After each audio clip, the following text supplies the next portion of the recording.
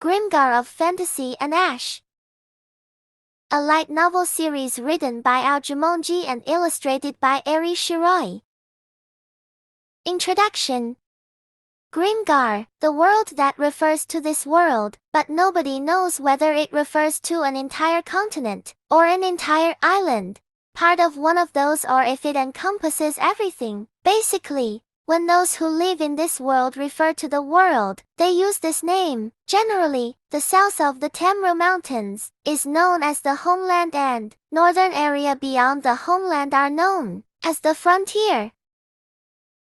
Arabakia Kingdom, almost the only human kingdom. City-states and micronations do exist, though they once held territory in what is now called the frontier and were highly prosperous. They were defeated by the Undying Empire and retreated south of the Tenryu Mountains, maintaining their power. Since that time, they have come to call the area south of the Tenryus the homeland, and the area north of them the frontier.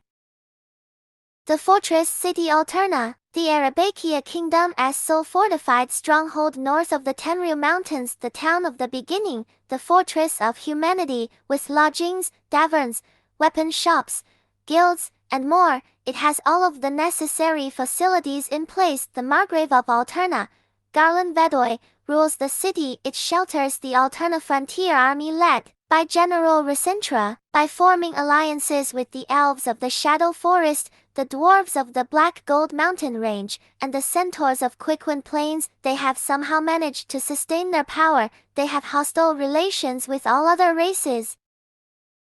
About Grimgar. Monsters. Goblins are ugly diminutive humanoids. Their height tends to be 140 centimeters at most. Most of the individuals are around 120 centimeters. They have greenish skin and pointed ears. Though they can vary, they tend to be clever and want to engage in battles when they are in a disadvantaged situation. They prefer to act in groups. A kingdom is formed and ruled by a royal bloodline. Its species is incredibly diverse, with many members due to its litter birthing habits, short gestation time, 3 months, and rapid maturation. They are known for carrying a little bag called a goblin pouch over one shoulder, which they use to store valuables. Goblins with high ranks adorn their pouches, and the embellished pouches themselves may fetch a premium price. They frequently dress expensively, which suggests that they enjoy fashion, therefore that's something to aim for. Hobgoblin is a division of goblin that is less prevalent than the main goblin race. They are bigger than average human, with a goblin-like build. They are less clever than goblins but more vicious. Occasionally, goblins tame them and make them into slave soldiers because they are taller than the other goblins. When a tribe of sophisticated hobgoblins has developed, and they view goblins as foes, every now and again there is a serval hobgoblin who has been trained by goblins to be a bodyguard and will battle valiantly for them. The majority of notable goblins are guarded by such a hobgoblin. Pit rats are rats that resemble cats in size. They have really hard hair and move quickly like porcupines. Their characteristic is that they can roll quickly into a ball and roll away. It has several subspecies. Although they are omnivores, certain species of pit rats prefer meat, and they may hunt larger creatures, even people. Their meat has a bland flavor. Their fur is not very useful since they are rodents. Undead, a new race that No Life King created. Although people frequently see skeletons, zombies, and ghosts as undead, they are not technically considered undead. Those that have died but aren't dead or decaying are known as the undead. They have strong regeneration. Even if they are burnt or have their brains destroyed, they will remain unharmed. The undead are supposed to have been created from dead bodies nourished by No Life King's black blood. Even now that No Life King is no longer alive, the priests and bishops of the undead still turned corpses into undead by performing the ritual of undeath. Those who had been turned into undead pledge their loyalty to No Life King and lose most of their life's memories. Zombie. In Grimgar, persons who pass away and left unattended will turn into zombie, which is servants of No Life King due to the curse of No Life King. Zombies are the servants that carry flesh with them, but totally decomposing ones become into skeletons. They may be made immobile by severing the head or killing the brain, but if left unattended, they would either turn into ghosts or just partially formed skeletons. Class listing: Warrior, Mage, Thief, Priest, Hunter, Paladin, Dread Knight. There are also other specialized classes such as Samurai.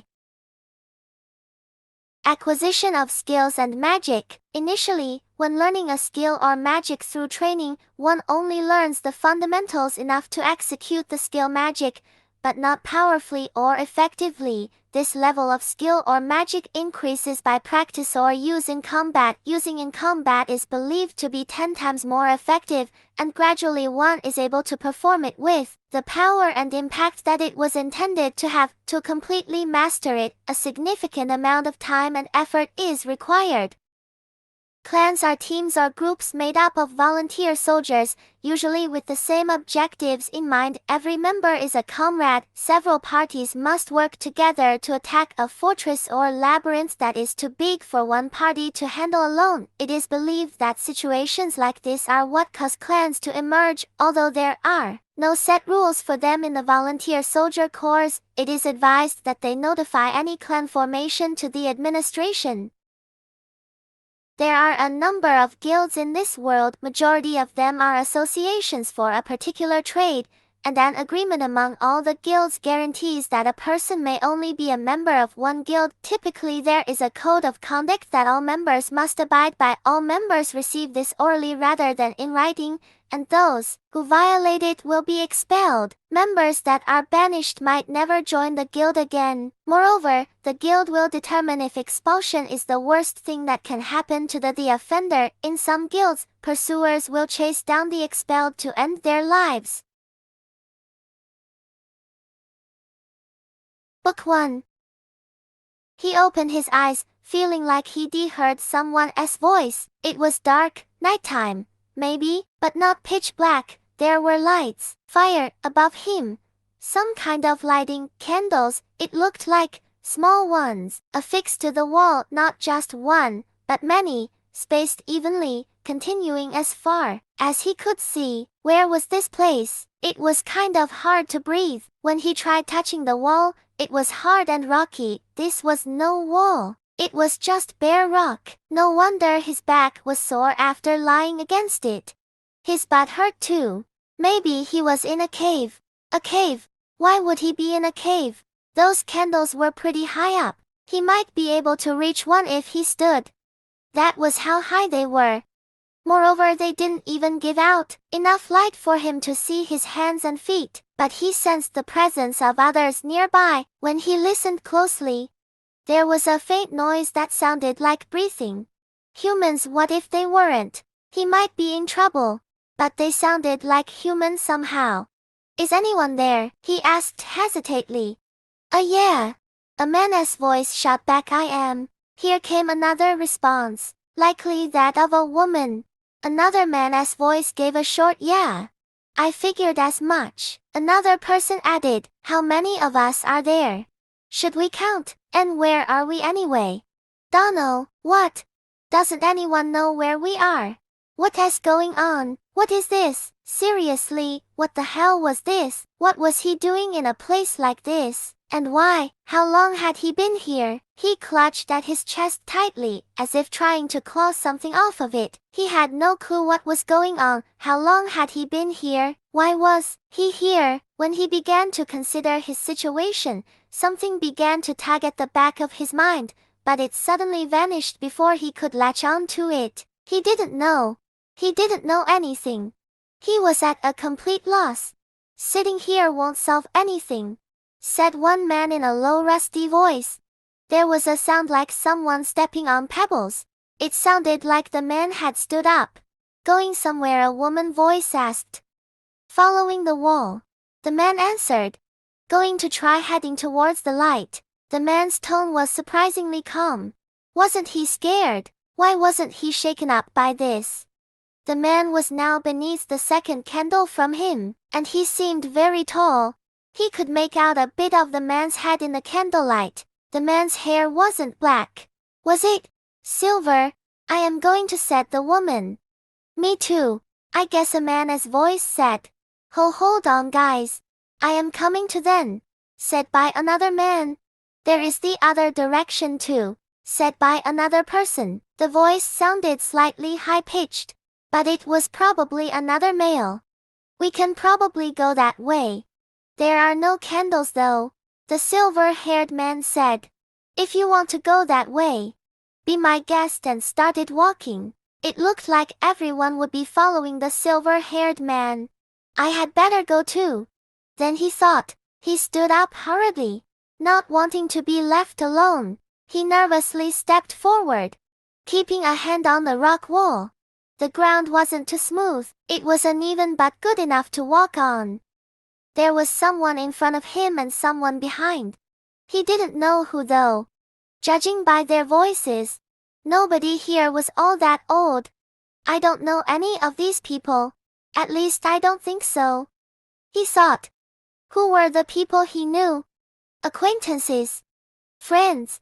But just exactly who were they? Strange. He couldn't think of anyone. No. It was more like whenever he tried to work backwards from the faces that did come to mind, they would suddenly vanish. He didn't know. It didn't just happen to be with just friends but family too. It wasn't like that he didn't know them at all. It was more like he ought to have known them. But he was forgetting. Maybe it is best not to think about it. He said it out loud. Did you? Asked by the voice from behind. Definitely a young girl's voice. Did you say something? No, it was nothing. He stopped. Nothing important. Really nothing important. How was it not important? He shook his head to clear it.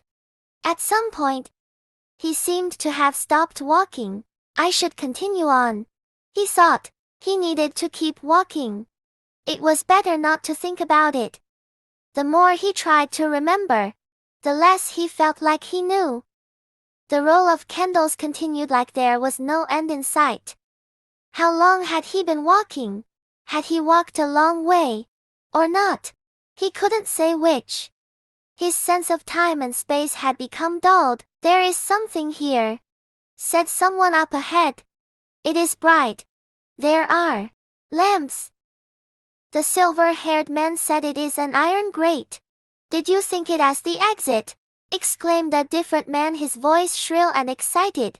The sound of the heavy footfalls lightened, even in the dark. He could tell that everyone was hurrying ahead. He could see the light sources now. They were much brighter than the candles had been. Those were definitely lamps. Were they hanging on the wall? The lamps were illuminating what looked like an iron grate. The silver-haired man grabbed the iron grate. Not only was his hair silver, the man was dressed like a gangster. He shook the iron grate violently like a gangster would, and it began to move. I am opening it, the gangster called, pulling the grate inwards. With a creaking noise, the iron grate door opened. Oh! Several people cried out at the same time. Can we get out? Exclaimed a woman dressed in flashy clothes who was standing behind the gangster. The gangster headed through the door. There are stairs, we can go up. Through the door was a cramped, moldy corridor. Beyond that, there were stone steps. There were no lights, but light was shining down from above. The group ascended the stairs in single file, one step at a time. There was another iron grate at the top of the stairs. This one looked like it wouldn't open. The gangster bashed the grate with his fist over and over again. Is nobody there? Open the door! The gangster roared, like a beast. The flashy woman joined in,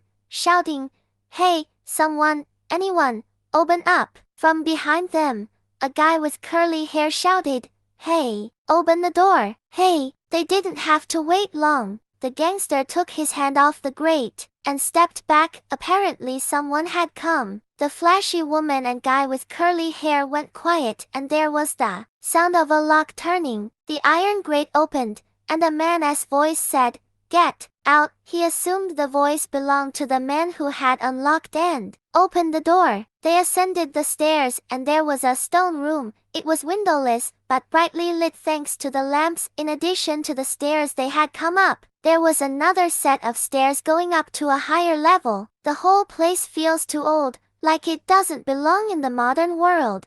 The man who opened the gate is dressed weirdly, too. I mean, those aren't clothes he's wearing.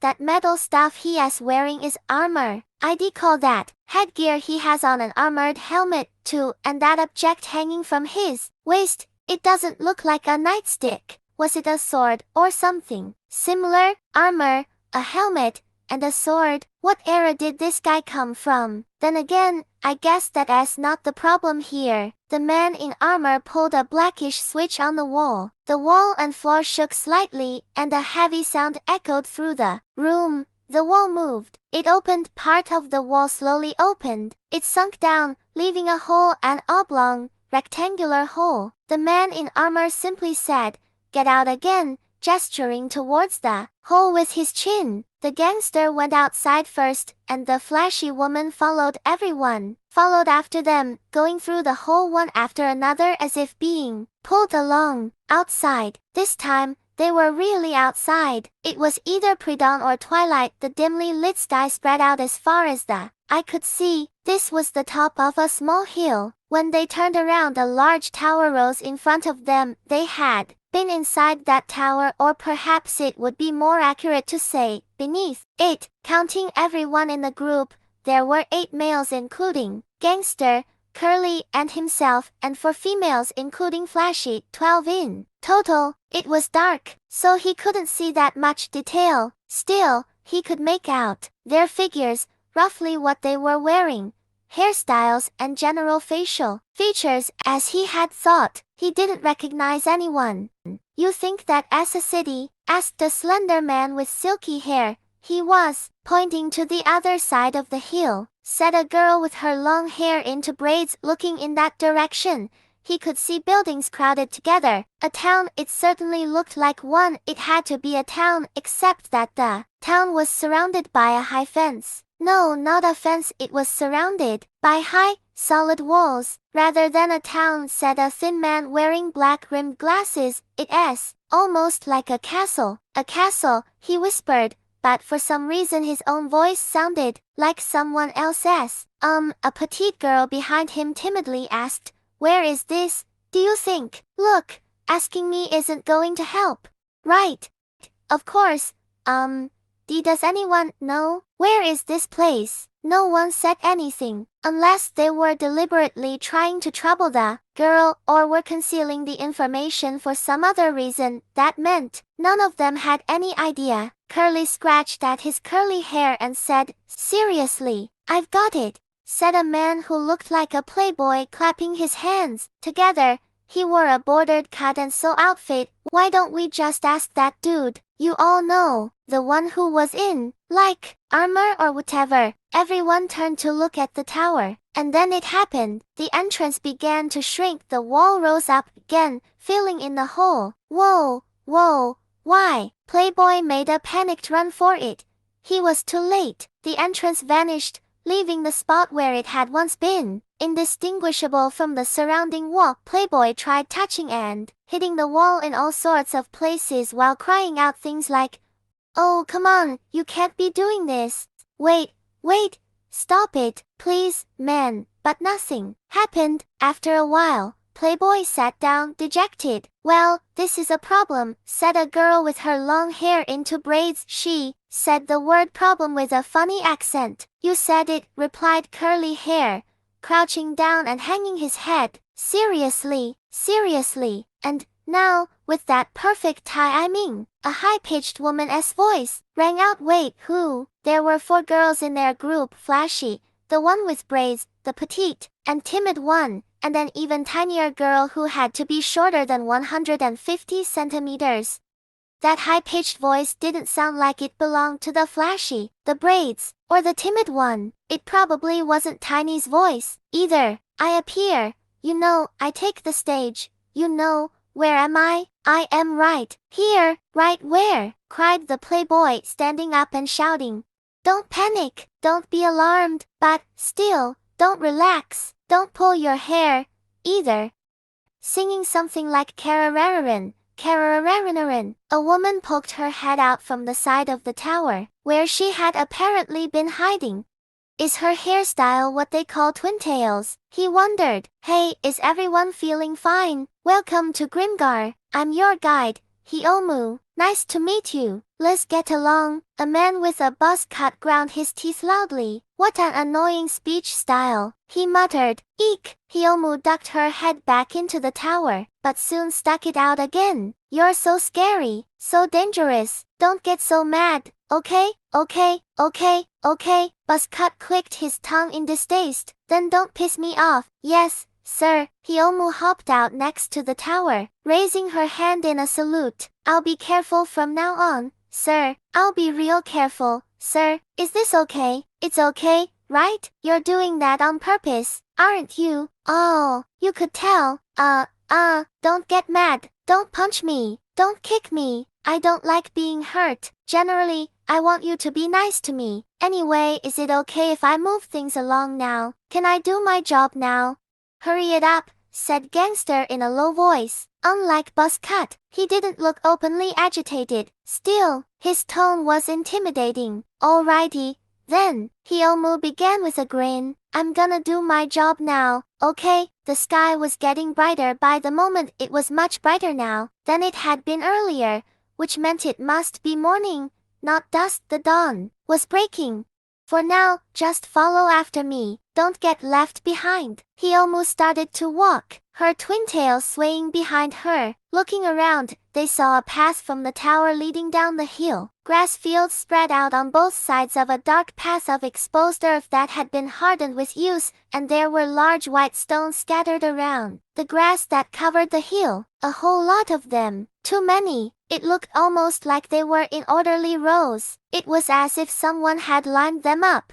Hey, are those? Curly asked, pointing at the white stones. Could they be graves? He shuddered. Speaking of which, he noticed some sort of writing carved into them. Flowers had been placed in front of some as well. A graveyard. Could this hill be a graveyard? At the head of the group, Hyomu giggled without turning around. I wonder. Well, don't you worry about that now. Don't worry. It's too soon for any of you. I hope it's too soon for any of you. He.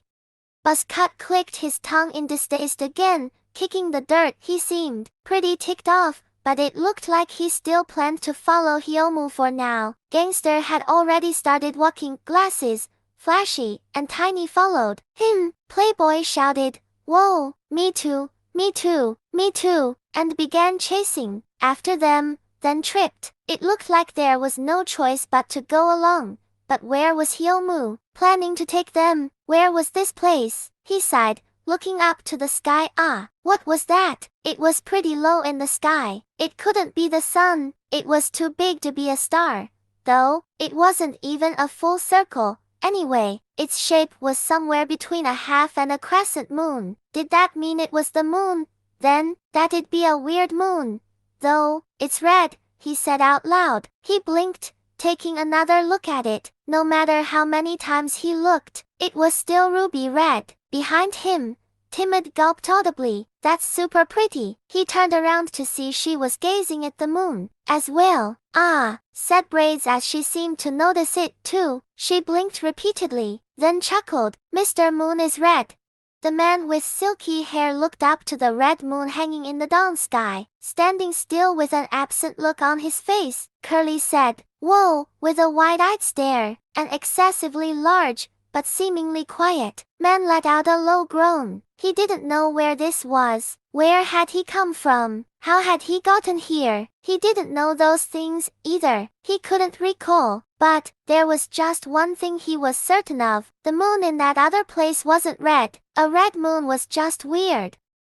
In some parts of the town, the streets were lined with stone buildings, while in others there were nothing but wooden ones. The cobblestone street twisted and turned, making it hard to see far ahead. Next to the wide road, there was an aqueduct, with water flowing through it that was mostly pure. At times there was a foul odor, likely of excrement, but as they walked onwards, it stopped bothering them. Hyomu led the group of 12 men and women into the town beyond the hill. From what she had said, this town was called Alterna. There were people living here, as might be expected from something called a town, and though it was early morning, they passed no small number of people who seemed to be residents. The residents all stared at the 12 as if they were an unusual sight, but the 12 found themselves staring right back. After all, the people were all dressed weirdly. Wait, weird how? Compared to the 12, their clothes were simple and shabby,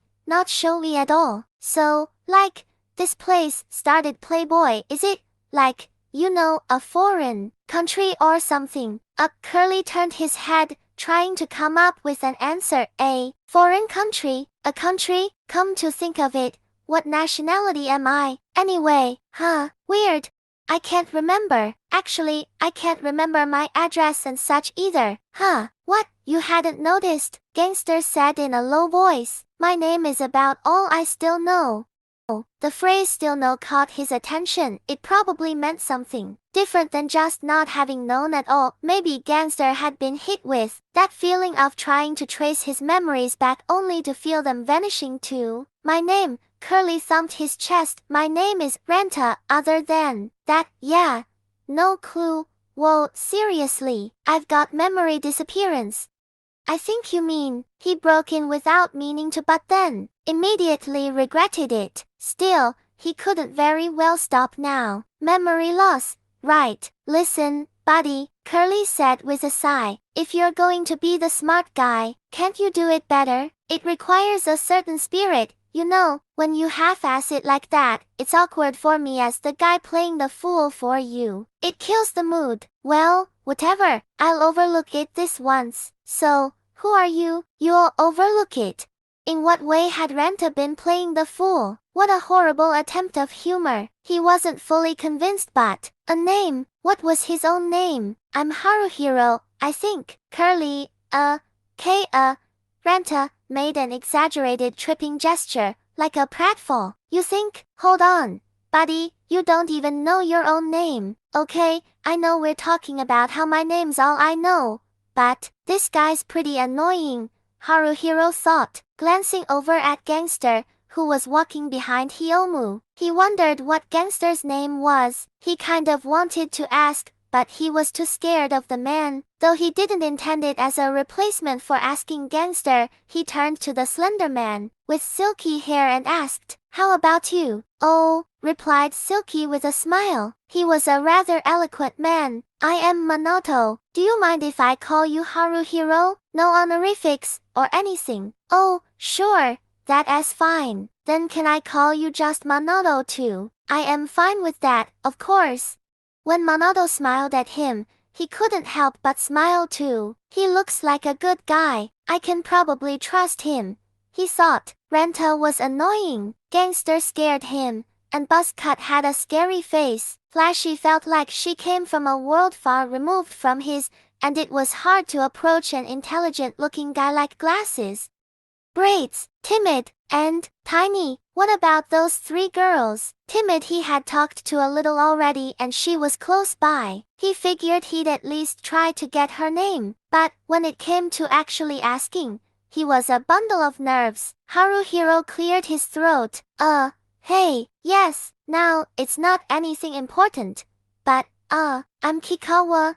Yes, Playboy suddenly exclaimed, striking a weird pose. Hey, forget the guys, let's hear from the ladies. You want to shoot off some introductions, or not? Grace shook her head. No way. Playboy, Kikawa, looked pathetically shot down. Haruhiro couldn't help but feel a little gleeful. Still, Kikawa's attempt had given him the momentum he needed. Haruhiro tried to ask as straight as he could. What's your name? It'd be easier to address you if we knew. Well, compared to us not knowing, at least.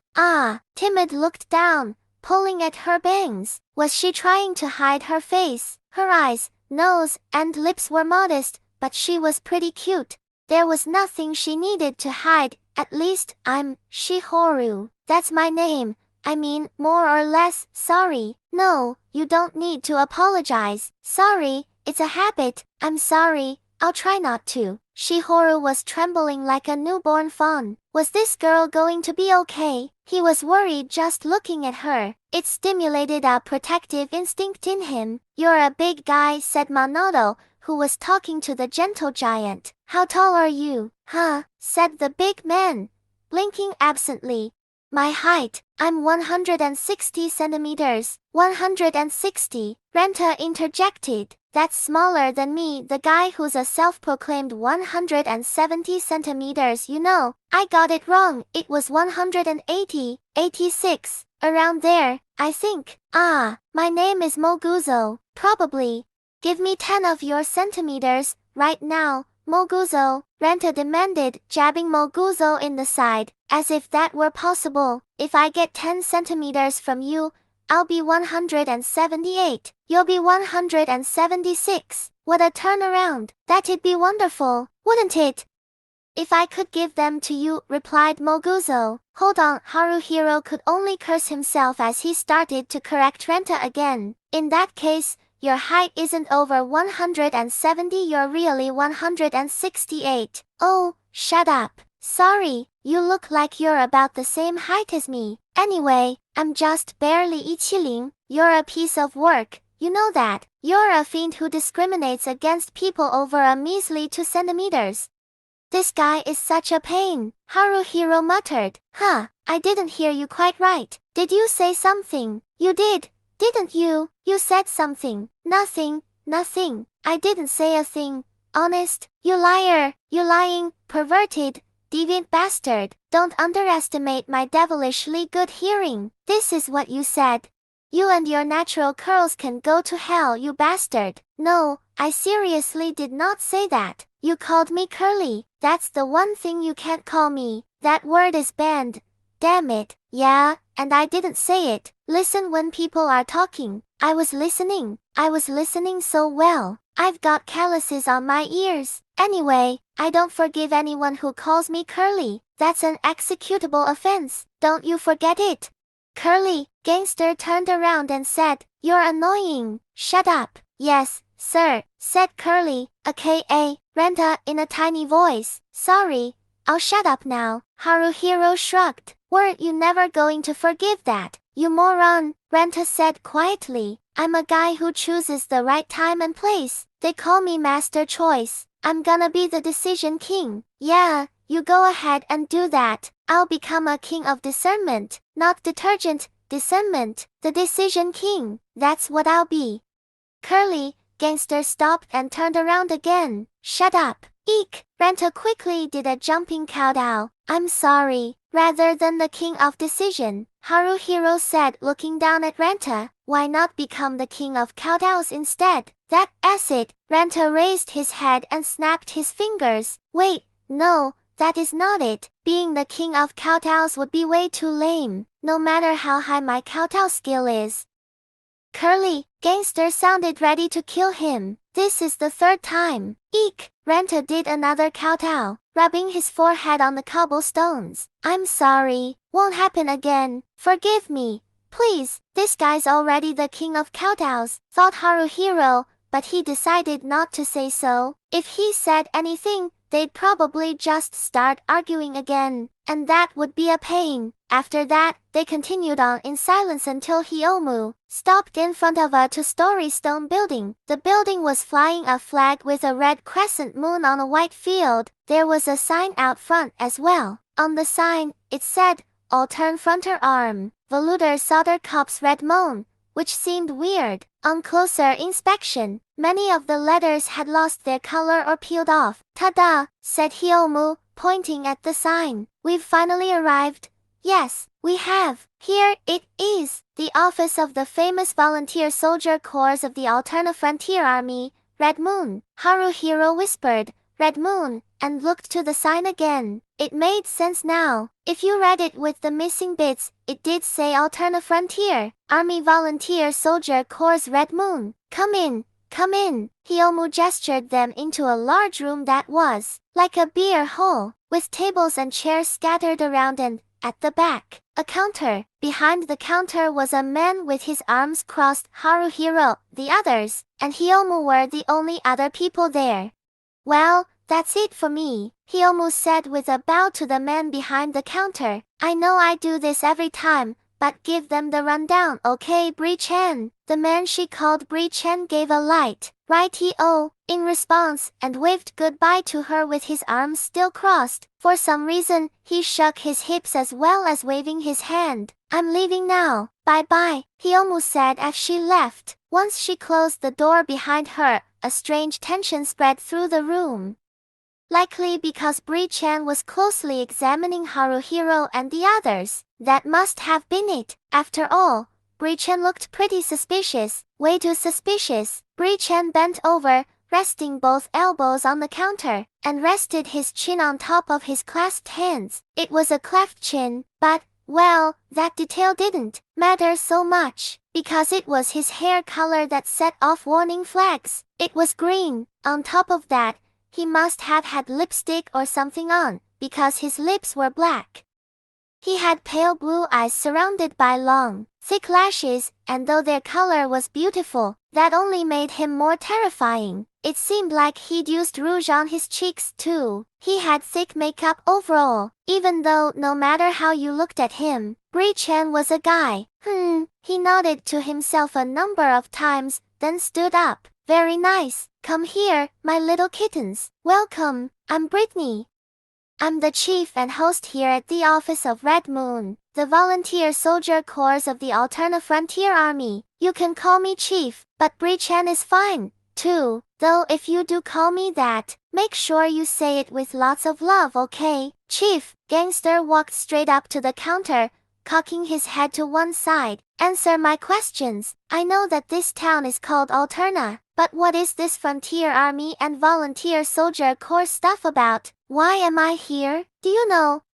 You've got spunk, Bri-chan said with a chuckle. I've got a thing for boys like you. What's your name? It's Renji, and I hate fags like you. For a moment, Haruhiro wasn't sure what Bri-chan had done. His movements had been not only fast, but smooth, and all too natural. Renji, let me give you a tip. Bri-chan pressed a knife against Renji's throat, his eyes narrowing threateningly. Nobody who calls me a fag lives for long.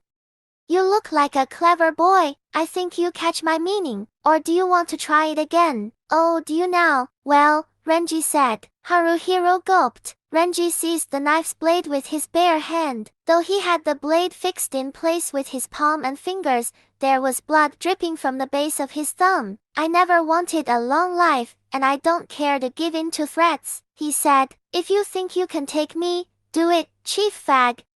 In due time, Bri-chan replied, licking his lips and stroking Renji's cheek. I'll take you hard, as many times as I like, and when I'm done, you'll never be able to forget me. Hey, Renta whispered to Haruhiro. When he says he'll take him, I'm pretty sure he means it a different way. What way? Braids asked Renta with a blank look. Well, like putting something in a place where things are supposed to come out of. Basically, how do I say this? Hey, Haruhiro. Don't look to me to get you out of this. You dug this hole. Get out of it by yourself. You're cold, man. You've got a kindness deficiency. You're at the absolute zero of human kindness. Well, anyway, Kikawa the playboy got between Renji and Bri-chan. It's our first meeting. There are bound to be misunderstandings. Let's settle this peacefully. Let's try to get along and be cheery. Okay? In deference to my good looks. Your good looks? Renji glared at Kikawa and snorted derisively as he let go of the knife. Bri-chan pulled back his knife, wiping the blood from it with a rag. Looks like we have a few reckless ones here. 8 men, 4 women. There aren't quite enough women, but I prefer it that way, and men are more likely to be useful in battle anyway, so it's not a problem. Manoto cocked an eyebrow. In battle? This is a volunteer soldier office, Manoto said looking down. So, does that mean we're becoming volunteer soldiers or something? Oh, my. Bri-chan clapped. You've got some promise too. That's exactly it. You're all going to be volunteer soldiers. You do have some freedom to decide, though, you all know. Master choice, Haruhiro said, slapping Renta on the back. You're up. I am. aren't I? Aren't I? All of you can choose, Bri-chan said, lifting up his index finger and wiggling it around. You can accept my offer, or reject it. The offer is to join our Red Moon Volunteer Soldier Corps as part of the Alternate Frontier Army. Well, you'll be starting as trainees, aiming to become fully fledged volunteer soldiers. Volunteer soldiers, said Flashy, with a frightening look on her face. What do they even do? They fight. Bri-chan said with a wave of his hand, looking like he wanted to add you silly goose. Afterward, here in the borderlands there are races that are hostile to us humans, as well as lots and lots of monsters. The Frontier Army's duty is to exterminate them and secure the frontier. But, to be honest, it's not an easy job. As a matter of fact, the Frontier Army has its hands full just maintaining its frontline base in Alterna. So, that's where our Volunteer Soldier Corps comes in. So, basically, Glasses adjusted the position of his glasses with the middle finger of his right hand. While the regular forces protect the town, the Volunteer Soldier Corps strikes out to slay hostile races and monsters. Is that it? To put it simply, yes, Bri-chan said, spreading his hands like a flower. He may have thought it looked cute, but it was pretty creepy. Though, that said, it isn't like the Frontier Army is purely defensive, you know? There are times when they launch expeditionary forces to assault the strongholds of hostile races. It's just that large-scale military operations have their limitations, with supply logistics and whatnot. Lots of things need to be thought out in advance. After all, volunteer soldiers aren't like that. Kikawa was following along with exaggerated nods. Like, how are they different? We volunteer soldiers, Bri-chan began, bringing his hands together and wiggling the tips of his fingers, appear suddenly and unexpectedly, infiltrating enemy territory left and right, surveying, causing confusion, and finding ways to weaken opposing forces. Though we cooperate with the main force, we very rarely engage in organized operations. Most volunteer soldiers act alone, or in small parties of 3 to 6 people, I would think. Anyway, we use our own individual skills and judgment to gather intel and strike the enemy. That is the way the Volunteer Soldier Corps, Red Moon, works. And, Renji asked, flexing the fingers of his right hand. There was no blood dripping from it. The bleeding had already stopped. What happens if I turn down your offer? Nothing. Really, you all know. Bri-chan tilted his head and shook his waist a little. Was he fooling around? Perhaps he was fooling around and threatening them at the same time. It was pretty scary. After all, I already told you. You have room to decide. You can choose. If you don't want to be a volunteer soldier, you're welcome to leave right now and never come back. Hey, Renta said, scratching at his curly hair. Maybe I'll pass, then. I don't really get it.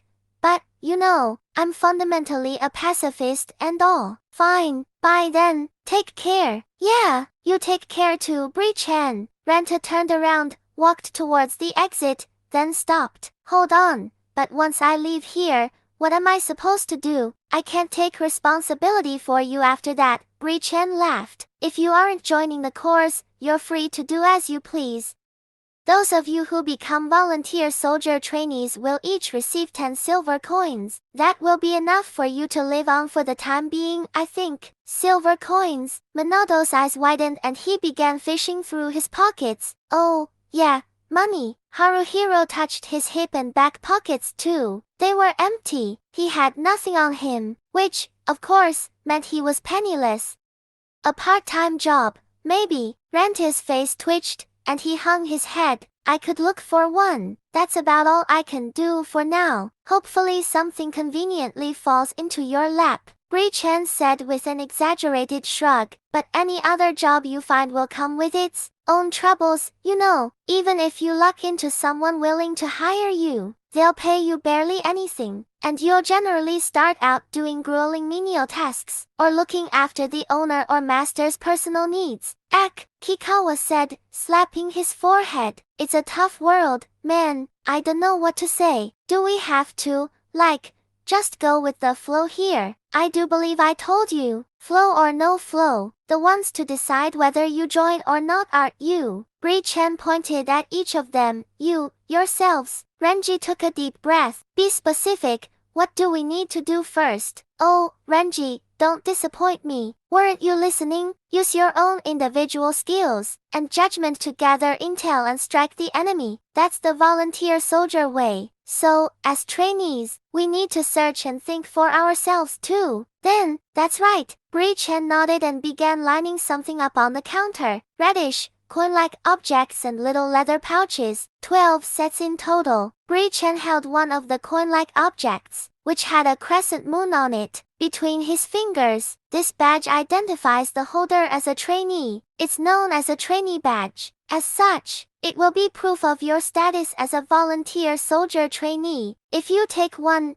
don't lose it. Well, not that carrying it will do much for you, either. Though, once you buy your Corps badge from me with 20 silver, then you will become a full member of the Volunteer Soldier Corps, and that one will have some perks. Hold on, Buzzcut said in an agitated tone. You want us to pay you for status? Yes, is that a problem? I don't like it. Say what you like, but without money, you can't eat, you can't clothe yourself, you can't do anything. What choice do you have? You can go die in a ditch if you prefer. Renji laughed a little at that one. Even in hell, money matters, huh? Hell? Bri-chan tilted his head to the side, quizzically. Well, that's about right. Anyway, I know this is odd to say after telling you to figure things out yourselves, but I would think your first goal should be to buy a Corps badge and become a volunteer soldier. Fair enough. Renji took a trainee badge and leather pouch. I don't know about this volunteer soldier business or whatever, but I'll do it. We'll talk after that. After Renji, Buzzcut took a trainee badge and leather pouch. A little bit after him were Flashy, Manoto, and Glasses. Kikawa said, okay then, I'm getting in on this too. Then went to take two pouches, only to have his hand slapped by Bri-chan. There wasn't much of a choice. But, why do this? To get money. Or, in other words, to stay alive maybe? If that was why, then he supposed he had to. It was unavoidable, but he still had a bad feeling about it. Shihoru, Braids, and Tiny all seemed hesitant. Renta and the big guy, Moguzo, hadn't decided yet either. Bri-chan turned his pale blue eyes towards them. What about you? I dunno. Renta walked towards the counter, mumbling to himself. I feel like I'm about to get screwed here. I've got a vaguely bad feeling about all this. Braids followed behind Renta. Where there's a will, there's a way they say. No. Haruhiro shook his head. I don't think anybody says will or way. Oh, Braids turned back, her hand outstretched towards the badge and pouch. They don't? Yums always said it with will and way. You learned it wrong then. It's just where there's a will, there's a way. Oh, but it sounds cuter with will and way. Yum thinks cute is important, too. It definitely did sound cuter that way. Braids, whose name was apparently Yum, giggled with genuine glee. Isn't it, though? While they'd been bantering, Tiny had taken a badge and pouch. Moguzo, Shihoru, and Haruhiro were the only ones left. Not wanting to be last, Haruhiro grabbed a badge and pouch. While he was opening his pouch to confirm there were 10 tiny silver coins inside, Moguzo unhurriedly came and took a trainee badge and pouch. Shihoru was the last to do so. Congratulations, Bri-chan said, smiling and clapping. Now, all of you are volunteer soldier trainees. Work hard and learn to stand on your own quickly. Once you're proper volunteer soldiers, I wouldn't be adverse to giving you some advice. Then, suddenly, hey, thud. They saw Buzzcut was now flat on his backside on the floor. It had happened in an instant, so they couldn't be sure, but maybe Renji had punched Buzzcut. Punched him? Why would he have done that? Get up, Renji said with a blank expression. You jerk, Buzzcut shouted and tried to get up, only for Renji to immediately kick him, sending him sprawling across the floor. What's wrong? Get up. What's your problem, you ass? From the first time I saw you, I wondered which of us was stronger. It's time for me to show you the answer. Get up. Damn it. Renji was going to strike as soon as Buzzcut tried to spring up, since it was obvious even to a bystander like Haruhiro. Buzzcut just needed to avoid it. Well, Buzzcut did try to dodge it, but Renji moved ahead of where he was going, and punched him, kicked him, then grabbed him by the ear and pulled, as Buzzcut let out a scream of pain. He kneed him hard in the solar plexus, not just once, again and again. After that, Renji took Buzzcut's head in both hands. He swung his own head back and gave him a headbutt. There was a loud thud, and Buzzcut slumped down and fell to one knee. "You've got a hard head," Renji said, rubbing his forehead with one finger. It had gone red, and was bleeding a little. "Tell me your name." Buzzcut kept his hands off the floor, putting them on his knee for support instead. He may have been bearing the pain out of a stubborn unwillingness to crawl. "It's Ron." "Damn, you're strong. You're pretty tough yourself. Come with me, Ron." "Yeah, I'll stick with you for now." "Good. Now, who else?" Renji looked around the office, stopping on Minato. Minato reacted to Renji's glance with a narrowing of his eyes. Renji moved right on, looking away from Minato to Glasses. "You look like you could be useful. Come with me." Glasses crossed his arms and blinked a couple times in surprise, then adjusting the position of his glasses with the middle finger of his right hand, he gave a curt nod. "Sure. I'm Adachi. It's a pleasure, Renji." Renji responded by raising one side of his mouth into a smirk, then turned his eyes on Haruhiro. "Huh, maybe he wants me too," thought Haruhiro, surprised and somewhat delighted. After all, Renji looked muscular, and he had demonstrated he was strong enough to easily take down Ron. He was a man of action. He could think on his feet too. He was scary and seemed hard to get along with, but if Haruhiro could get past that, Renji was definitely reliable. If Renji was willing to take him along, it would probably make life easy from here out. He couldn't deny that he felt that way, but those feelings soon shriveled up and died, because Renji looked elsewhere. He'd been ignored. "You there, Chibi?" The girl who was tiniest among the 12 of them had a tiny voice too. Renji said come, and gestured for her to follow. Chibi-chan may have been staring off into space. She tottered over in his direction, and looked up at Renji. Renji patted Chibi-chan on the head. "You look like you'll be useful. Come along." Chibi-chan said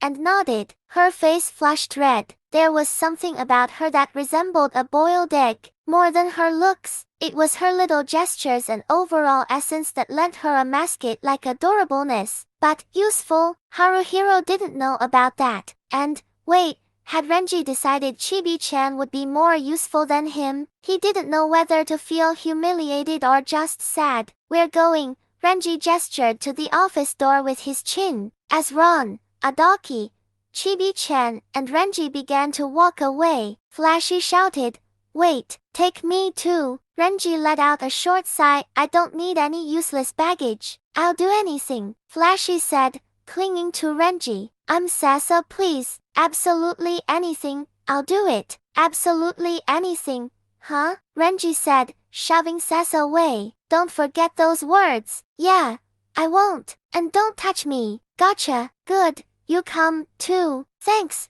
Renji." Sasa opened the door, and Renji and his followers walked out. Sasa was the last to leave. When the door closed, the 7 people remaining looked defeated, like they'd lost the lottery. "Ack," Kikawa said, grimacing and scratching his head. "Wish I coulda gotten on Team Renji, too." Between Renji and Ron, they're probably unbeatable in a fight. Adachi looked smart, Chibi-chan's cute as a button, and Sasa was smoking hot. "Man, I'm so jealous, but, well, them's the breaks. I'm off to gather info, toodles." Before he could say anything, Kikawa had left the office. Haruhiro exchanged glances with Shihoru. Shihoru hung her head in shame. "Well, I'm off, too," said Minato, heading for the exit. "I won't learn anything staying here, so I'm going outside to look around. See you all later." "Yeah, see you." As Haruhiro was waving goodbye to Minato, it occurred to him maybe he should tag along. Minato was approachable, unlike Renji. He seemed good-natured, and was probably reliable. But, even though he couldn't care less about Ranta, what would Shihoru and Yum do? Moguzo was here too. Right, if they all went together, that would solve the problem. Except, by the time Haruhiro figured that out, Manoto was no longer in the office, but he was sure it was still not too late. Listen, us staying here really won't help, so let's all go after Manoto. And Haruhiro only got that far before the door opened. Perhaps it's Manoto coming back. But it wasn't. It was another man who had entered the office. He wore an outfit made out of hide, a cap with a feather in it, and had a bow and arrow slung over his back. He looked a few years older than Haruhiro and the others. The man had eyes like a fox and a crooked mouth. Heya, chief. Oh, my Breachin looked at the man. If it isn't Kazuoka, what's going on? Did you need me for something? No, that's not why I came, Kazuoka said with a glance to Haruhiro and the others. I heard we had some newbies, so I came for a peek. News sure makes it to you fast, but we had 12 this time, and only 5 of them are still here. Oh, these are the leftovers then, huh? Renta's face stiffened. Well, sorry for being left over. You ought to be sorry, you know, Kazuoka said with a glare at Renta, then gave Haruhiro and the others the once over to evaluate them. Well, it's the frontliners we're short on, anyway. Hey, big guy, you'll do. Moguzo pointed at himself. Me, that's right, I mean you. When I say big guy, you're the only one here. I could mean, I'll let you join our party. I'll show you the ropes. I can even lend you a little money. It's a pretty sweet deal, don't you think? Now if you understand me, come along. Okay, Moguzo, you're going. Renta grabbed Moguzo by the left arm. Don't do it. This guy is clearly dodgy.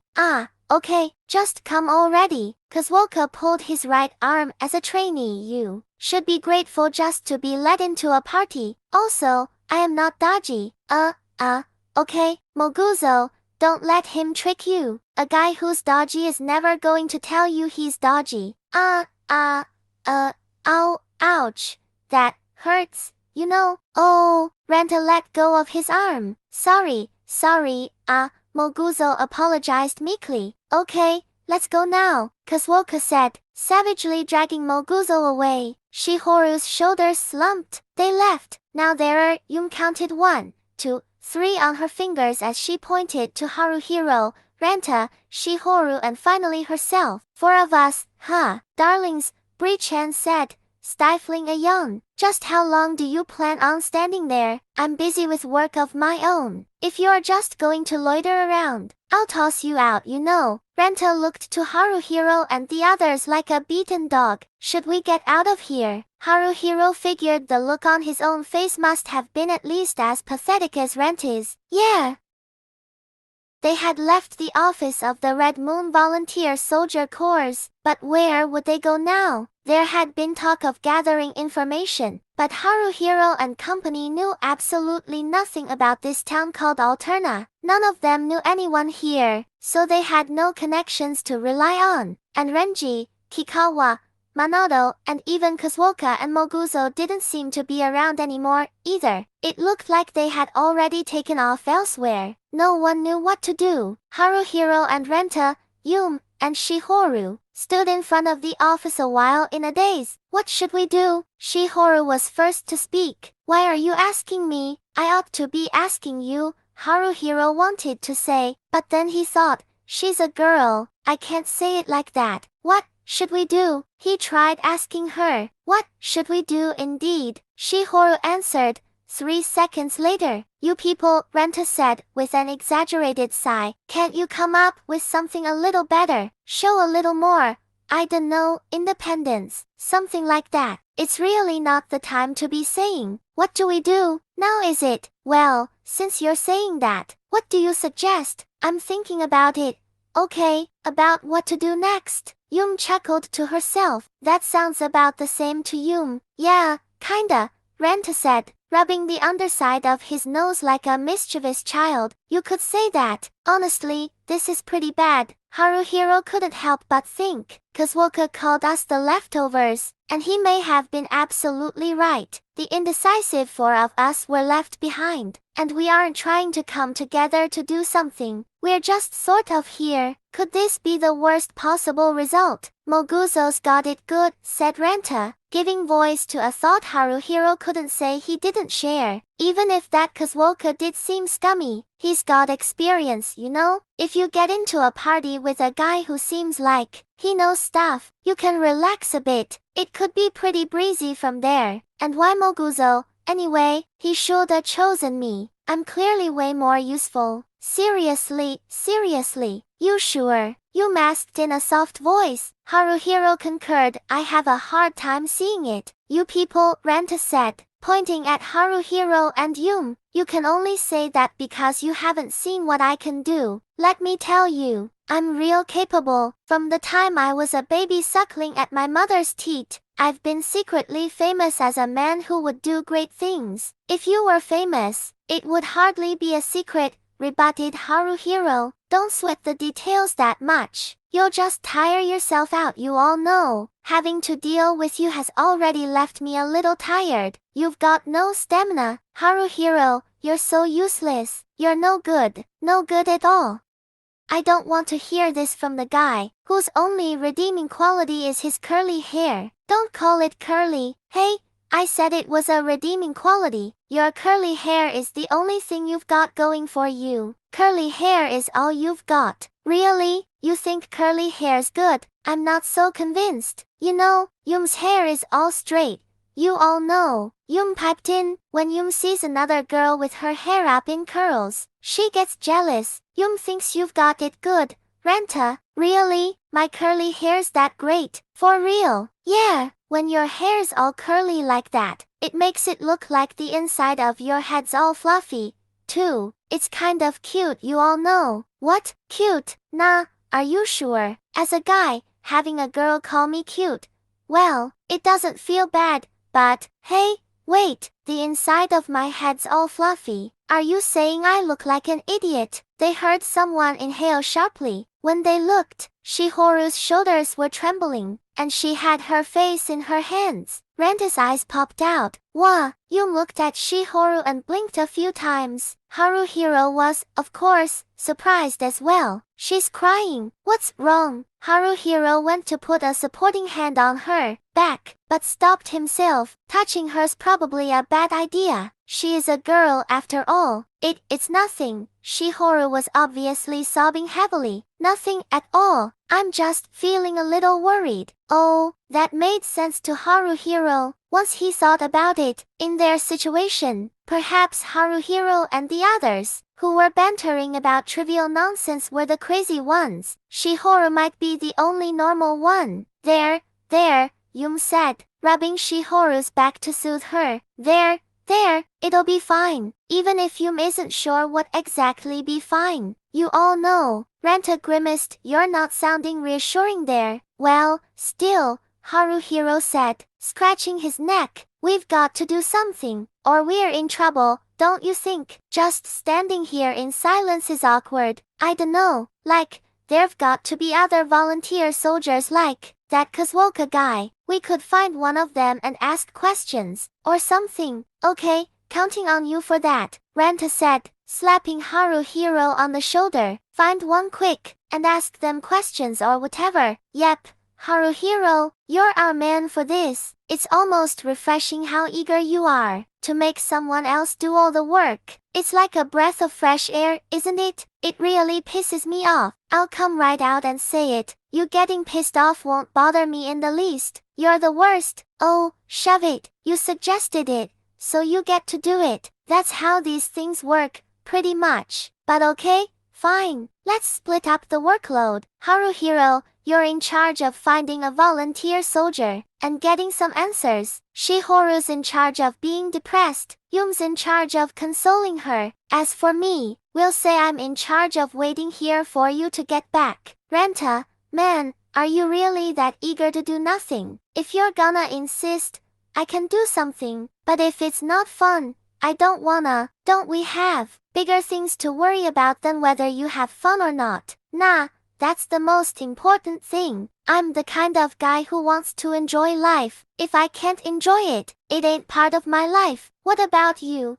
Haruhiro, are you the type that can't enjoy life? I'll bet you are. With those sleepy eyes of yours. I was born with these eyes. Haruhiro shot back at Renta, then sighed deeply. Fine, I've had enough. I'll be right back. I'll go find us a volunteer soldier. Finally ready to do it. Huh? Well, next time just do it to begin with. You're such a pain, said Renta. Maybe I should punch him, thought Haruhiro, but he decided against it. If I punch a guy like this, I'd just get my fist and my soul dirty. He's not even worth hitting. With an I'll be right back, so stay here to Shihoru and Yum. He walked away from the front of the office, though he still honestly had no clue where to go. The sun should be to the east, so that way's north, that way's south, and that way's west. To the north rose a tall building that looked like a tower or castle. I can probably use that as a landmark, so I guess I'll look around a bit. He decided to go north based on that idea. But Haruhiro wasn't here as a tourist. Is this going to be okay? I'm sure Renji's group is doing fine. Minato's probably getting by somehow too. As for the overly exuberant Kikawa, he's probably chatting up every person he comes across. I hope Moguzo isn't being tricked by Kazuoka. If he's not being lied to, he may well have had the best start here of all of us. I'll have to ask someone,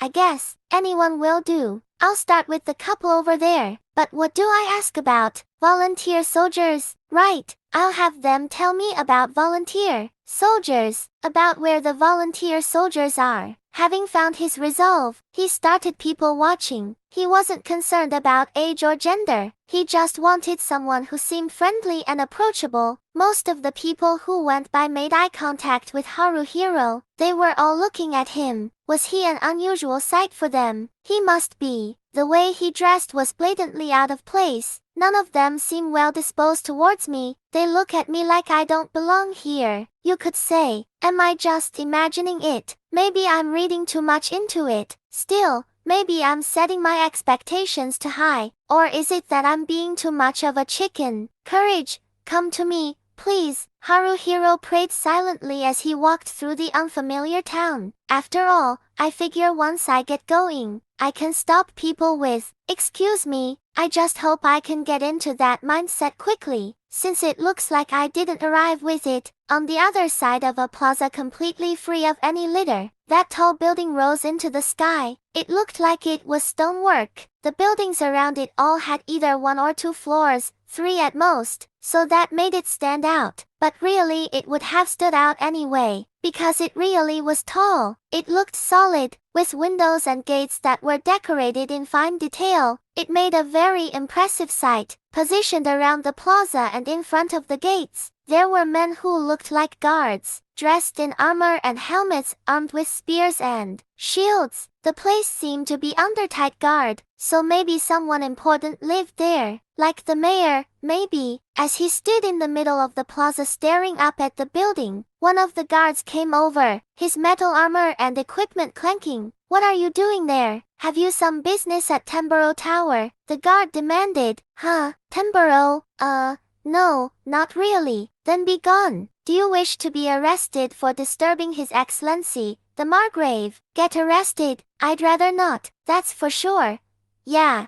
Sorry. Haruhiro left the plaza as quickly as he could. I don't really get it, but His Excellency, the Margrave must be the name. No, the title of whoever lives in that tower. Temburo or whatever it was called. It was the first piece of information he'd gotten, though considering how the place stood out, it was probably something every person in town knew. Alterna, Margrave, His Excellency, Temburo Tower, Frontier, the Frontier Army, Volunteer Soldier Corps, Volunteer Soldiers, huh? Mumbling the words he had learned to himself, he proceeded north and found a strangely lively area up ahead of him. What could this be? Shops. Both sides of the street were packed tightly with food carts and street stalls. It looked as if some were still setting up, but more than half seemed to be open for business. The stores had a wide variety of foods, clothing, sundries, and even more on display out front. Energetic voices from all directions called out to get the people passing by, shouting at them to try each shop. Something like a market, maybe. As if being lured, Haruhiro walked in. The hustle and bustle was incredible. The goods had tags saying things like 1C, 3C, or 12C, and though he could read them, he wasn't sure what any of it meant. Simmer and buy something, mister, and come on in, mister. People called out to him, and he hated the cowardice which caused him to ignore or run away from them every time. Still, it didn't take long for the wonderful scents to drift his way and get him excited. Meat! He started to salivate. There was meat. In one cart, they were cooking meat on skewers. The cart over there was cooking soup or something in a pot, and yet another cart had mountains of bread piled up. There was a shop selling some kind of sandwiches as well. In the shop across the way, they had something like steamed buns on display. The steam, the smoke, the scents, it was all irresistible. Haruhiro clutched his belly. His stomach was crying out for attention. Why had he not noticed it before? He was really hungry. But Shihoru and Yuma are waiting. I don't care about Renta, but it feels wrong somehow to eat by myself. Still, they say you can't fight on an empty stomach. In fact, I don't think I can take another step without eating, or at least I don't want to. Sorry, girls. Unable to resist, Haruhiro dashed for the stall selling meat skewers. With hurried fingers, he clumsily withdrew a single silver coin from his leather pouch. Could he buy one with this? Would it be enough? Well, if it wasn't enough, he'd worry about it then. Can I buy one with this? What? The paunchy man cooking the skewer stared at him with wide eyes. A silver coin? You don't need that much. My skewers are for copper apiece. Look, it's written right here. I don't give discounts, but we never take more than the price. Here at Dory's Skewers, for copper. Haruhiro looked at the silver coin. Wait, does that mean I can't buy one using this? Listen, a silver coin is 1 silver.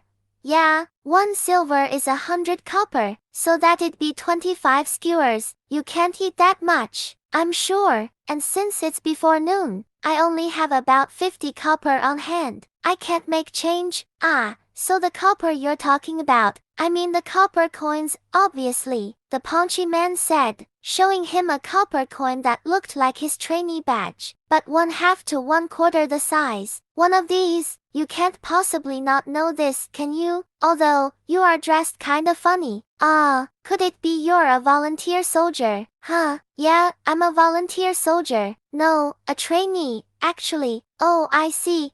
So that's it. All you volunteer soldier types are a little weird after all. So, what? You don't have any copper coins, even though you've got a silver one? Yeah, I don't. 1 silver is 100 copper, which meant the 10 silver coins Haruhiro had were worth 1,000 copper, enough for 250 meat skewers. The skewers were big enough that they could probably serve as a full meal, which meant he could afford 250 meals. At 3 meals a day, he had enough for more than 80 days, so he could keep himself fed for quite a while. I'm glad I became one, a volunteer soldier trainee. If you don't know about copper coins, the paunchy man said, twisting his mouth and exhaling through his nose, of course you won't know about the Yorozu Deposit Company either. Why not try going there? They'll convert your money there, and though they do charge a service fee, they'll hold your money for you. Yorozu Deposit Company. To find it, go south from the market here, past Temburo Tower, then take the first, second, and third left, and you'll be right there. There's a sign for it out front. I'm sure you'll find it well enough.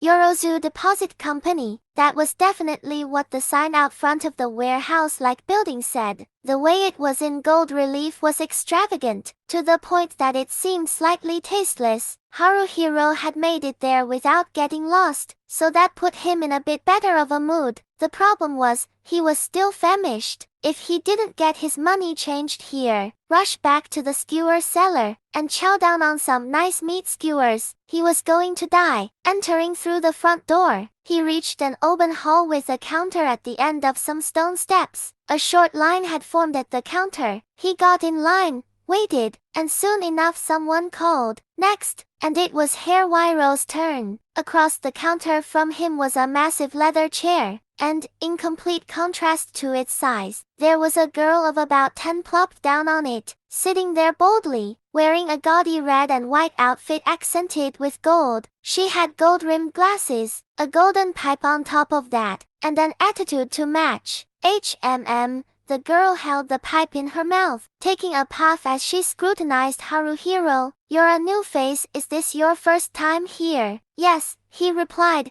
feeling somewhat pitiful. To think he'd have to be so polite to a little girl. Haruhiro cleared his throat. "It's my first time here, so, from the look of you, I'd say you're a volunteer soldier trainee." "I see, a newbie, huh?" The girl slapped her raised thigh. "I am the Yorozu, the Force Yorozu. As has been customary for the Yorozu, I know my clients' names, faces, balances, and transaction histories by heart. There is nothing the Yorozu cannot remember. Still, I do keep a ledger, because others are not blessed with the Yorozu's good memory. Allow me to enter you into the ledger at once. What is your name?" "Ah, I'm Haruhiro." "I see." The Yorozu leaned forward, opened the ledger book on the counter, and wrote something in it with a feather pen. "There, now, you may make deals with the Yorozu Deposit Company." When he took a peek at the ledger, Haruhiro saw his own name written, in a beautiful flowing script across a nearly blank page. Raising his eyes, he saw the Yorozu's face up close. She was short, but she couldn't actually be 10 years old. Maybe she was a little older than that. When he looked closer, disregarding her bizarre apparel, she had a well-defined nose, blue eyes that reminded him of fine glass work, and plump red lips. She was quite the young beauty. "What?" She made a sour face and turned to the side. "The Yorozu's face is not something to be gawked at, insolent one." "Ah, sorry, I will say this for your benefit," the Yorozu said, pointing her pipe at Haruhiro's face. "The Force Yorozu is young, but flawless as a Yorozu. Should you show me disrespect, you will pay for it dearly. You would do well to remember that. Also, Haruhiro, I shall remember you henceforth as the insolent one. I'd really rather you forgot that." "Impossible, the Yorozu is a Yorozu, and so I cannot forget. If I were to forget, the Yorozu would have to cede the Yorozu position to the next Yorozu. Such is the code of the Yorozu." "It sounds kinda tough, being a Yorozu," Haruhiro said, looking around the hall. Perhaps by coincidence, Haruhiro was the only customer at the moment. He didn't see anyone who looked like an employee, either. "Could it be that you run the deposit company by yourself?" "Of course not. The Yorozu is the symbol of this company, as well as its chairperson and president. For the transportation of items and money, appraisals, warehouse management, and other duties, we employ a large number of clerks and apprentices." "Do you know what sort of business this company does?" "Well, I hear you take deposits of money, and you can act as a money changer. We handle more than just money. This company can take deposits of items as well. If your deposit is money, the deposit fee is 1 of 100 of the total. If it is an item, the deposit fee is 1 of 50 of the appraised value of the item, 1 of 100. So if I leave 100 copper coins with her, she'll charge me 1 for the privilege." "Huh, kinda expensive, isn't it?" "If you feel that way," Yorozu drew a long puff from her pipe, "you simply need not make a deposit. It matters not in the least to our company. Though, as Yorozu, I will say that you, as a volunteer soldier trainee, will gradually come to understand how useful our company is. So, what business have you come for today, insolent one?" "Insolent one." He wondered if she was going to keep calling him that forever. Haruhiro withdrew 1 no to silver coins from his pouch. "I came because I wanted to convert these to copper coins." Incidentally, our money changing is provided as a wonderfully free service, so your 2 silver coins will get you 200 copper coins. Do you understand how bulky all those coins will be, insolent one?" "Ah." Haruhiro recalled the copper coin that the paunchy man at Dory's Skewers had shown him. It had been a pretty small coin, but 200 of them would add up to a good weight. "I see, carrying around a large amount of money is a hassle. That's why people pay the deposit fee to deposit it here, Huh? Well, there you have it. Furthermore, the Yorozu can calculate down to 1 of 100 of a copper instantly. So if you leave just 1 copper coin with us, your deposit fee will be 1 of 100 of a copper. The Yorozu will remember this, and also note it down in the ledger. When it accumulates to a full copper, the amount will be taken from your funds on deposit, so you needn't try to get clever by depositing your copper 99 at a time. Basically, you're telling me there's no cheating the system. I get it. Haruhiro laid 1 silver coin down on the counter. Okay, I'll have 1 silver coin converted. Then, very well. The Yorozu struck a bell sitting out on the counter with her pipe, and a young boy in sparkling silver clothes came out from a door in the back. Yorozu didn't spare a glance in the boy's direction, before gesturing with her fingers, for him to do something. When she did, the boy silently bowed, headed back through the door, then returned shortly with a black tray. Atop the tray were copper coins. The boy left the tray on the counter and then took his leave. 100 copper coins is 100 copper. You may take them. Insolent one. Can you drop the insolent one thing already? Haruhiro muttered as he took the coins and slid them into his pouch. The coins were about the size of the tip of his little finger, but with 100 of them, the pouch was stuffed full. It's pretty bulky. It might not fit in my pocket like this. Yorozu snorted smugly. I could take a deposit for you right now, if you like. Insolent you may be, but our company makes a policy of treasuring all its customers. Nah, I'm good for now. I can carry it in my hand, it's just a bit of a hassle. If you say so. The Yorozu took another puff on her pipe. Then come again when you need us. Insolent one. Our company is open year-round, never taking a holiday. We are open from 7 in the morning to 7 at night. At any time, for any purpose. I, the 4th Yorozu, will be waiting at this window to take your business. At any time, you say? What? You don't take lunch breaks? I do no such thing. The Yorozu is here from 7 to 7. This, too, is the code of the Yorozu. Well, aren't you a hard worker? Thinking. She seems to have it together, but it must be hard on a young girl. He went to leave the Yorozu Deposit Company, and his stomach rumbled. Meat! There were meat skewers waiting. Haruhiro rushed back to Dory's skewers in the market, and, after taking a deep whiff of their delectable scent, he bought himself a freshly cooked skewer. Unable to resist, he chowed down right there, and the savory taste and juiciness of the meat scored a direct strike on his brain. Delicious! After polishing off that first skewer in no time, he agonized over whether or not he should buy another. But after a grueling battle, his self-control won. I don't care about Renta, but I'll tell Shihoru and Yum, and I can come here again with them later. Haruhiro danced through the market in high spirits, then came to a sudden stop. Oh, crap!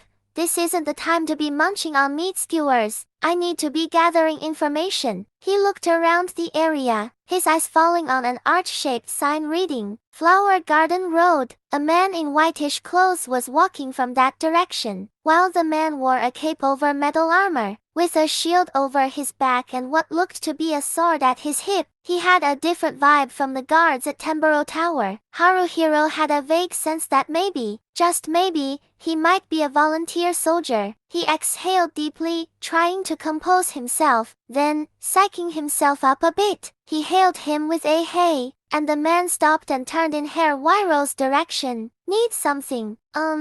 Well, excuse me, and sorry if I'm mistaken, but are you a volunteer soldier, perhaps? Yes, I am. Why? The man said, blinking a few times before breaking into a smile. Oh, could it be you're a volunteer soldier trainee?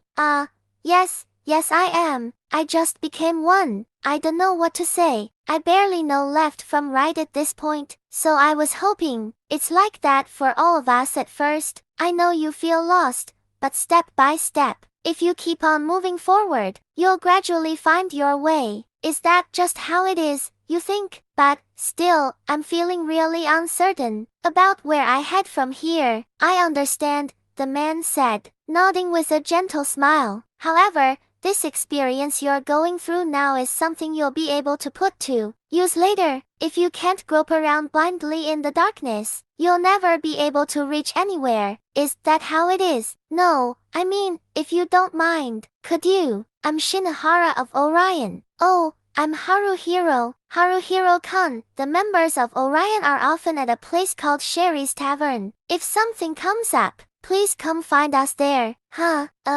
Yeah.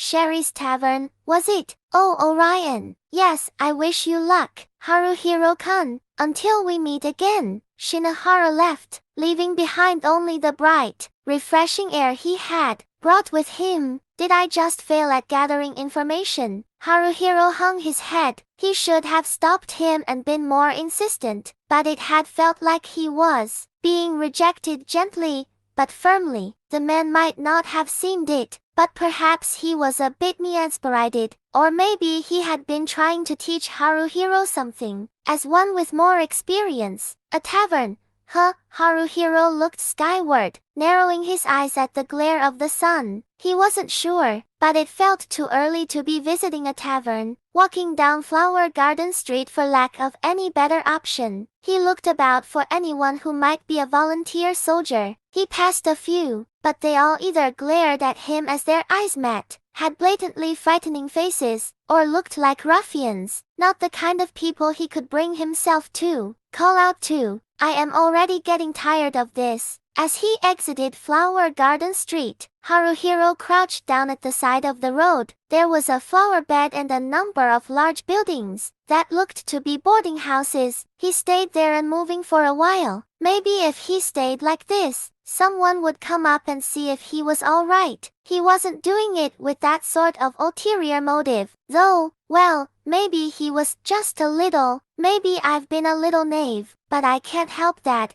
Can I? I mean, I don't even know where I am. I mean, not remembering anything but my name. It makes no sense. Then I suddenly became a volunteer soldier trainee or something. Like, what even is that? While I stood around, all the capable-looking people took off. I can't rely on any of the ones who stayed. I can't rely on myself, either. Despite that, I somehow got stuck having to gather information all by myself, and that's not going well at all. Of course I'd lose my nerve after all that. What's wrong with losing my nerve? It wouldn't be strange at all for me to give in to despair. I know. I'll go eat another skewer. I'll eat as much as I can by myself, not just meat skewers. I saw plenty of other tasty food around the market. I'll try every last one of them. When night comes, I'll hit a bar. There's got to be a place somewhere with girls to pour my drinks for me. Any kind of booze. I'll drink it. I'll play around. I'll just screw around until the money runs out. Haruhiro stood up. Not that I'd actually do that. He couldn't bring himself to be optimistic, but giving in to desperation was just as hard. He went back through Flower Garden Street to the marketplace. Well, now what? Back to the front of the office. I have practically nothing to show for my effort, but it's been a while. Everyone's got to be hungry. If I want to get them fed, we'll have to go to the Yorozu Deposit Company and get their money converted there. When he thought about it, what he'd learned about the Yorozu was valuable info. He had met Shinohara, too, looking for Sherry's Tavern as a group once they'd eaten was an option. Besides,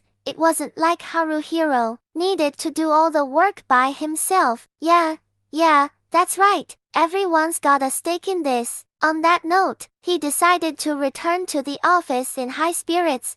But, how odd, though he was heading in the right direction, judging by the location of Temburo Tower. No matter how many corners he turned, he didn't see the office. Am I lost? I don't want to, but I kind of have to admit it. What else can I do? Haruhiro headed towards Temburo Tower. Once I get to the plaza, I'll carefully check my route. The road I first came to the plaza through was, if I recall, that one. If I go down it, I can get back to the office. I think probably. No, hold on. Was it really that road, or the one over there? Maybe I'm wrong. Am I wrong? Which one was it again? I'm not sure anymore. This is bad. Haruhiro, someone called out. Huh? He hadn't imagined anyone would call his name, so he was pretty shocked. The voice's owner looked like he had a halo of light behind him. That was an optical illusion, of course, but the smile of the man who waved to him and rushed over was truly radiant. Minato! Haruhiro cried, rushing over to the man. Minato, I'm trying to make my way back to the office, but I can't find it. Meeting you here feels like stumbling across the Buddha in hell. You're exaggerating,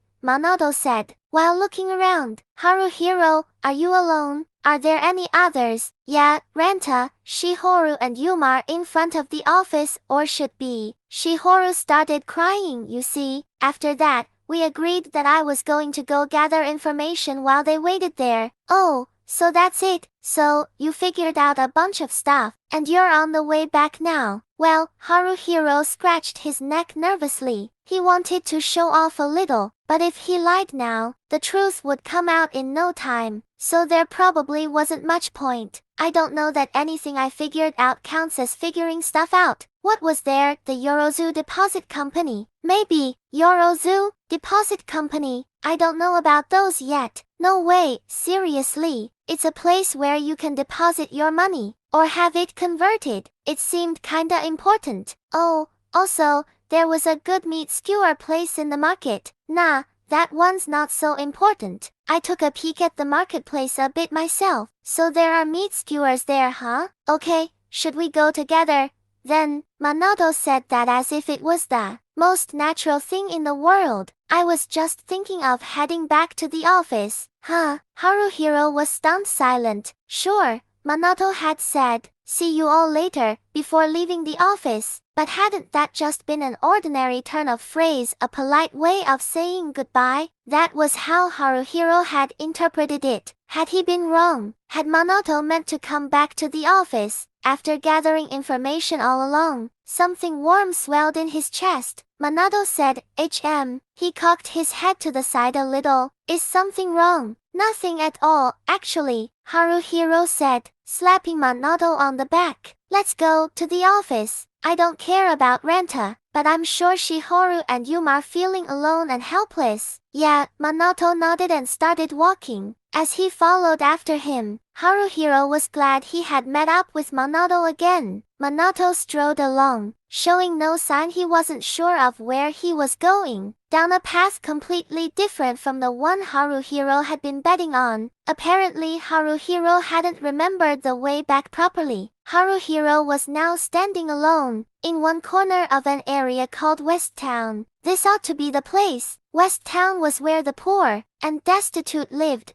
A slum town, apparently. The buildings were all old and run down, or crumbling. It was all very shabby. Most of the people you would meet there were miserable wretches. Honestly, it wasn't the kind of place you wanted to walk around alone. Why did I go and choose this place? I shouldn't have, but I've made my choice, so now it's too late. Haruhiro was trying to walk around a building that was like a complexly interwoven amalgamation of various other stone and wooden buildings, but it was impossible to do so. When he went down the narrow alleys, he would be obstructed by wooden or stone walls, and there was no way to get around to the back of the building. However, as he tried, he ran into a ridiculously low doorway at the end of one alley. It was a rusty door, and a hand with a keyhole in the palm had been carved into it. Suspicious. So this is the entrance, huh? Hello. He tried calling out, but there was no response, so he tried knocking. It made his hand hurt. He decided to try at least turning the handle and pulling. It didn't budge. Is this the wrong place? What the hell? As he muttered to himself, turning to leave, a low voice echoed through the alley. State your business, it said. Where had the voice come from? He couldn't tell. He was the only one in the alley, and the door was still closed, but he didn't think he was just hearing things. There had definitely been a voice. Well, I was hoping you'd let me join the guild. Enter, the voice said, and the door clicked and it just been unlocked. Haruhiro put his hand on the knob and turned it. He tried to pull the door, but it was heavy. The door opened eventually. Beyond the door was a cramped, dusty hallway. There were shelves on either side of the hall, which packed full with rope metal, clasps, wheels, and assorted other things that he couldn't make any sense of. After closing the trick door behind him, Haruhiro saw there was a bright light coming from deep inside. The source was a wall lamp that located beyond the hall there. The hall got even narrower as he went, turning his body diagonally. He managed to progress down the hall and finally come out into a room. It was dimly lit, and he couldn't tell how big it was. There was a desk in the room, and a woman was sitting on with her legs crossed. She was playing with a knife. Her hair was long enough to cover half her face, but she didn't seem as eager to cover up her skin. The woman's arms, chest, and thighs were all boldly exposed. "You want to join our thieves' guild?" "Yes, yes," he said, gulping despite himself. "I probably shouldn't stare too much." He averted his eyes just to be safe. "That was my intent from the look of you. You're a volunteer soldier trainee. The second one today, huh? Second one. Well, that doesn't really matter if you're joining us. You will be going through the 7-day training by yourself anyway. It's gonna be one-on-one. I will be responsible for you. An honor, isn't it?" "Huh? Well, sure." Haruhiro looked up at the woman. He figured it would be rude to stare at her chest or legs, so he looked at her face. "I wonder how old she is." "She is probably not that young, 30 or so." That sounds about right for Haruhiro, who was 16. She seemed pretty old, even though that wasn't too nice to say. But she was beautiful and dangerously sexy-eyed. "It's my honor." "Yeah. If you're dissatisfied, I can leave you to someone else." No, please do take me. "But let me warn you," the woman stabbed her knife into the wooden table and licked her lips. "I am a harsh mistress, you know. If you can't keep up, you will be punished, okay? Go easy on me, please." The woman chuckled, brushing her hair to the side. "Do you know the code of the Thieves' Guild? Here in the frontier, there were organizations called guilds. Guilds were basically trade unions for blacksmiths, carpenters, masons, chefs, and so on. It went as far as there being guilds for fighters, mages, priests, and paladins, hunters, dark knights, and even thieves. The guild was a benefit society for people in the same trade, an association to defend their rights, and an organization where they could train together. In order to take up work in this area, he needed to join a guild. If anyone tried to work without being part of a guild, the guilds would always get in their way, because everyone knew that no one would hire a person not attached to a guild. He could only join one, which felt kind of restricting. But the guilds put serious effort into developing the skills of their junior members. If anyone joined a guild, they would teach them the basics of their job. Or to put it another way, for as long as he didn't join a guild, he could never learn the skills associated with that job. Of course, the guilds didn't let anyone in for free. Furthermore, once he joined, he would have to follow regulations, code, or will face punishment incidentally. This was all stuff he had learned from Manoto. Manoto had told him about the unusual code that the Thieves' Guild had. Partly because of that, Haruhiro had chosen this guild out of those many options available. "There isn't one, right? That is what I hear." "Exactly." The woman pulled the knife out of the table, giving it a twirl. "Well, there is honor among thieves though, such as not running jobs on another turf members, not stealing from our own, and so on.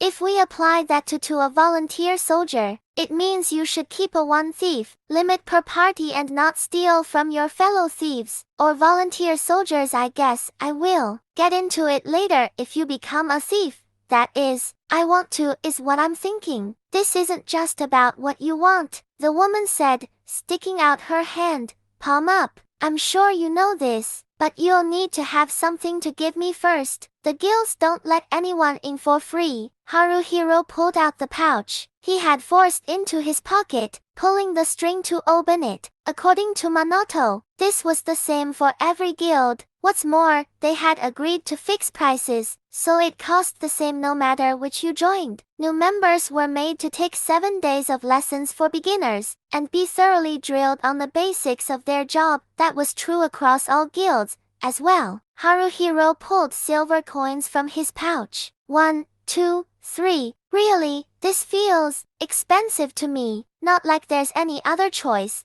though. Without any knowledge or skills, there's no way I could make it as a volunteer soldier. I've been told that, and I can't say I disagree. Even so, it's not cheap. 4, 5, 6, 7, 8 silver coins. 8 silver is 800 copper. He could eat 200 of the meat skewers with that money. Was it really okay to pay this much? He had no choice. After hearing what Manoto had to say, they'd all agreed. Every one of them should be joining a guild right now. He took a deep breath, and he laid out 8 silver coins on the woman's palm. The woman clutched the coins and gave him a charming smile. Payment received. After this, you'll technically have to take your oath, but our guild members are freedom-loving, libertine, and take responsibility for themselves. Now you're one of us. Pretty easy, huh? Sure was. Come to think of it, I'm not sure I've even given you my name yet. We thieves go by a trade name. Your real name doesn't matter. You're just a new face here now. Once your 7 days of training are over, as your mentor, I'll christen you with a suitable trade name. If you want an impressive one, you'd better work for it. Then, should I call you sensei? Oh, my. The woman leaned forward, placing her hand under Haruhiro's jaw. Wow, her boobs are absurdly huge. Haruhiro was nearly at risk of having to hunch over so she didn't notice his reaction. You'd call me sensei, that's not bad at all. The woman grinned, stroking underneath Haruhiro's chin. I'm Barbara. I think we're going to have fun these next 7 days.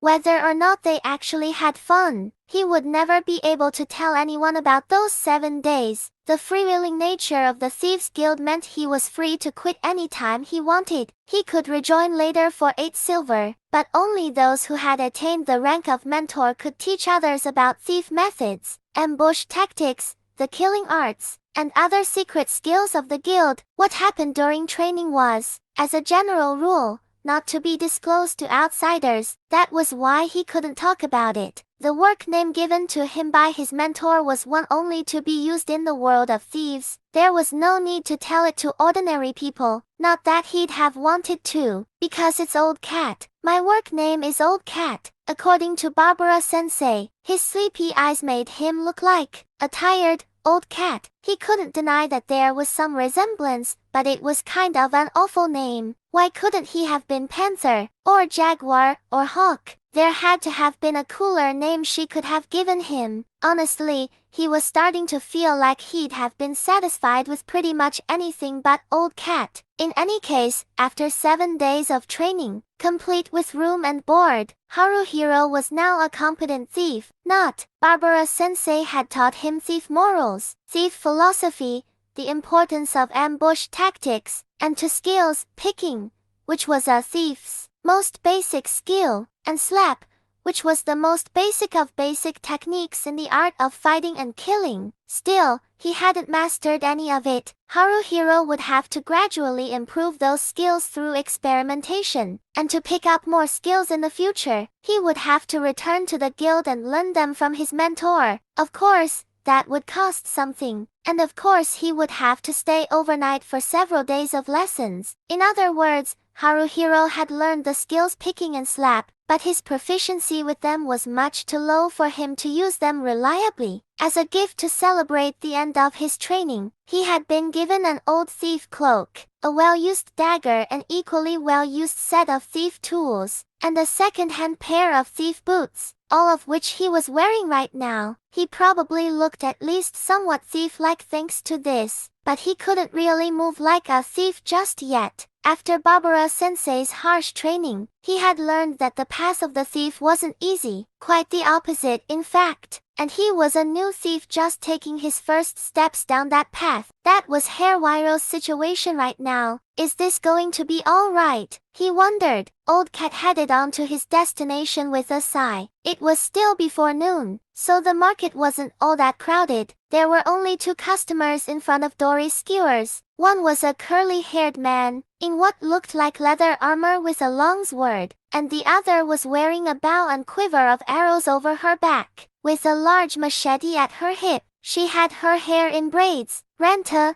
Yum. Oh, Renta said, turning around. Yum did the same, still gnawing hungrily at a skewer of meat. Hoo-ha! Yum's relaxed expression was a sight for sore eyes to Haruhiro. Even Renta's curly hair was a welcome sight. Thinking back, the training had been pretty difficult. Barbara-sensei was always sexy, but she was also a total sadist sometimes. She'd never let up on him. At night, as he'd slept on the hard floor of what he liked to call his solitary confinement cell in the Thieves' Guild, wrapped only in a dirty blanket, he had imagined the hard time the others must be having too. The thoughts may not have made him feel he needed to try his hardest, but they had helped to console him a little. Honestly, it had been pretty bad for him. There were a few times when he had thought he couldn't do it, or couldn't take any more and had considered running away, but he'd been terrified of Barbara-sensei, and that had kept him from ever going through with it. Renta, Yum. Haruhiro ran over and went to give them both a high five. Renta returned the high five with a confused, yeah, but Yum had a look on her face like she had no clue what to do, and she just left his hand hanging there pathetically. Had he gotten carried away? It was a bit awkward.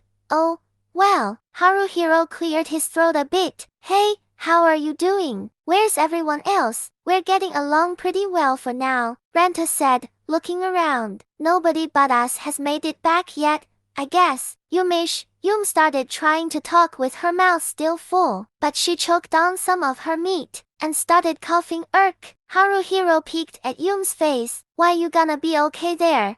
Yum, yeah, somehow, it looks like Yum'll be fine. She will be, but it still hurt a bit. It's not good to talk with your mouth full. You should try to stay calm while you eating. Never been sure why, but Yum always gets confused and rushed when eating. You all know, Yum said. I see, Master was always saying the same thing. She continued. Yum, you really should eat slower. No, he wouldn't said it like you really should. Master might have said it like eat slower instead. Listen, Renta gave her a doubtful sideways glance. Can you even use that bow and arrow? I wouldn't know, but aren't you sort of a really poor fit for the whole being a hunter thing? About archery?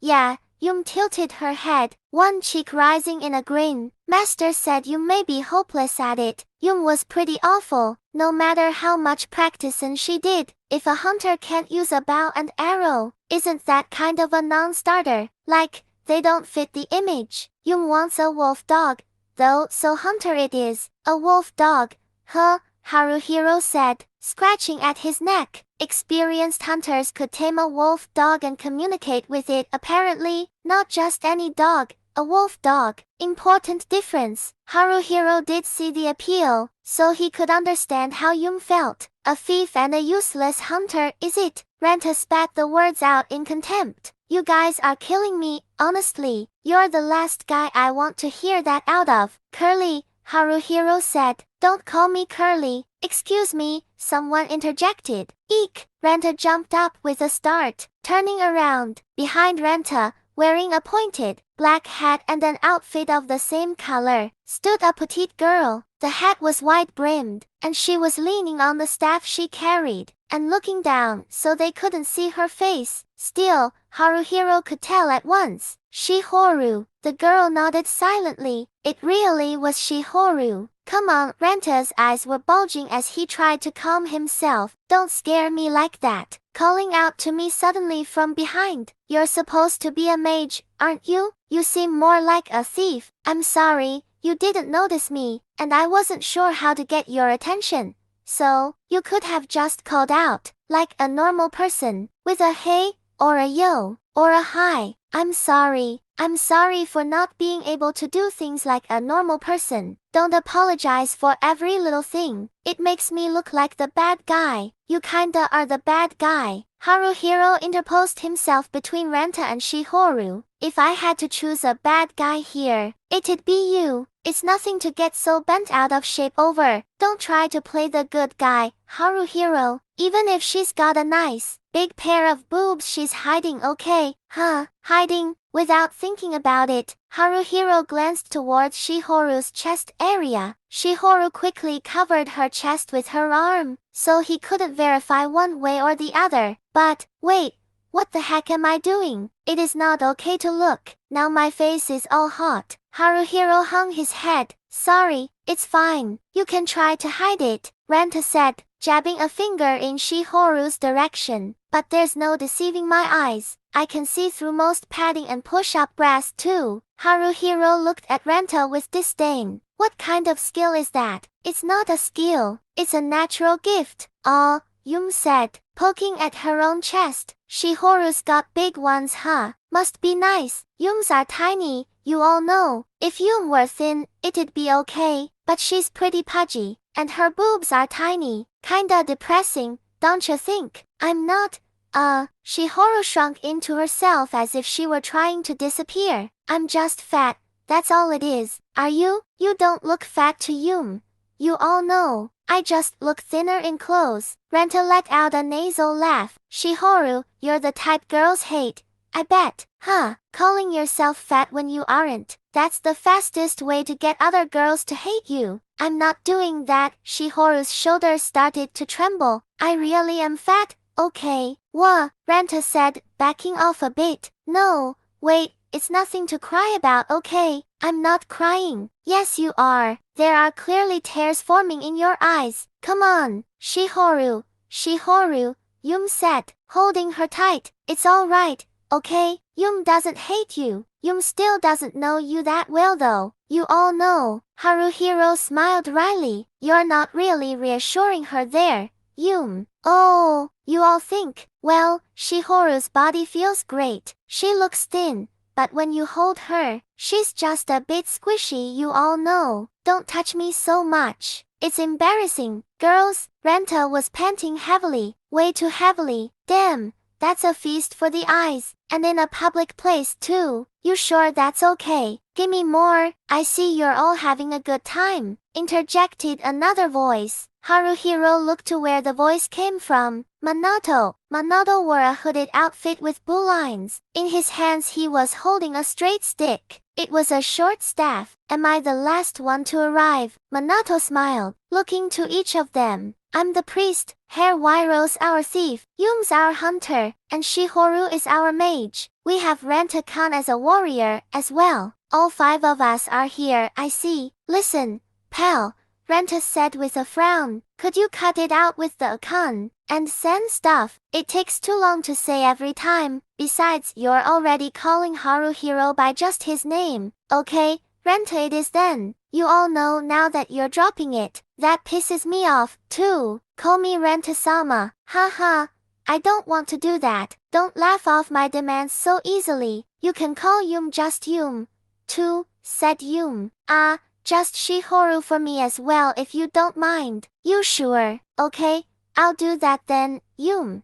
Shihoru, Yum said here, and raised her hand. Shihoru gave a quiet response too, but they couldn't quite hear it. She seemed pretty embarrassed. Minato, Haruhiro said, swinging his right hand. Minato shifted his staff to his left hand, and brought his right up as well. Their palms slapped together. It made a satisfying clap. Haruhiro punched Minato in the shoulder. Good job, Minato. Priests go through. What was it? Basic training, I think. Yeah, how did your training at the Thieves Guild go? Huh? Oh, piece of cake. He tried to put up a strong front, but his face twitched as he did, so he quickly backpedaled. That was a lie. It was pretty harsh. My teacher was nuts. I mean, she's beautiful, but super scary. She was beautiful, huh? I'm jealous. My master was a rugged man. He was harsh and loud. My ears always hurt. Your ears hurt? Minato, just how much did you get yelled at? I don't even remember. I was getting yelled at so often. that I started to think that maybe I was born just to be yelled at. Haruhiro had gotten scolded pretty often by Barbara-sensei, and it had left him feeling down. Not because it had destroyed his self-confidence, though he had never had the chance to build any of that. Had Minato gone through the same thing? Maybe it was the same for anyone when they first entered a guild. If so, Haruhiro didn't need to let it get to him. Maybe he didn't need to be so pessimistic about things. I feel a bit better now. It's thanks to Minato. Minato got us the information on the guilds, and he consulted with us all on which each of us should join. Where would we be without Minato? I don't even want to think about it. Guess it's time to come clean, huh? Renta said with a sigh. The thing is, I've got something I need to tell you all. It's a big announcement. Huh? Haruhiro raised his eyebrows. What? Yum said, what could it be? Blinking repeatedly, and Shihoro looked at Renta hesitantly. Minato was eyeing Renta's body, or rather, checking out his equipment. Was there something strange about it? Renta had an old longsword on his hip, and he was clad in hard leather armor. Well, it was kind of a warrior-y look. Huh? Minato said, narrowing his eyebrows and looking down. Warrior armor is supposed to be. Here's the announcement, Renta said, puffing his chest out so far his head was tilted back. I said I was going to become a warrior, but I didn't. The whole warrior thing just wasn't me. I felt that I was brimming with a talent that'd blossom in a different dimension, an alternate dimension. So I didn't join the Warriors Guild. Wah! Minato seemed like he was about to say something, but then he lost his voice. He'd gone quite pale, and who could blame him? Really? After all, according to the info Minato had gathered, the warrior and priest were the center of any party. The warrior stood on the front line, putting up a furious battle against all enemies, while the priest was a healer, who treated his allies' wounds. Every party needed at least one of each. So, when Minato had chosen to be the priest, and they had determined that either Haruhiro or Renta would be the warrior, Renta had volunteered for the position on the basis that it sounded cool, because Renta had wanted to do it, and had said as much. Haruhiro had decided to join the Thieves Guild. Renta was unabashed. He looked at them as if wondering, what was with the strange looks he was getting? What's wrong? Be more shocked, would you? This is one super surprise. We're more than surprised. Haruhiro rubbed his pulsing temple. We're exasperated. What did you join a different guild for? Like I said, it was a feeling. It was instinct. Man, instinct, a hunch. My sixth sense at work. I heard a whispering from the god within me. See, don't become a warrior, he said. That's not you. You're a bigger man than that. And it looked like Minato had regained some of his composure, though he was still grimacing a bit. What guild did you join? Renta, check this out. Renta pulled out a skull-like, well, actually, it was just a skull necklace and thrust it towards them. Then he pointed to the breast of his armor. There was a skull emblem burned into it, too. Glory be to the master of death, the dark god, Lord Skullhell. I went and became a dread knight. A trendy light? Shihoro asked. No! Renta shouted, spittle flying everywhere. A dread knight, a knight of darkness. Even the name is cool. Sounds way more awesome than warrior, doesn't it? Could it be? Shihoro said hesitantly. You only became a dread knight because it sounds cool, and for no other reason. Only, listen, Renta said with a sigh. Is there anything more important than coolness? Yeah, I didn't think so. I mean, how could there be? Think about it. This guy could use a good punching, thought Haruhiro. He didn't do it, though. Punching him wouldn't help. It was too late for that. So, once you become a dread knight, you can't quit, right? They'll send people to hunt you down if you try to leave the guild, or something. Yeah, kinda.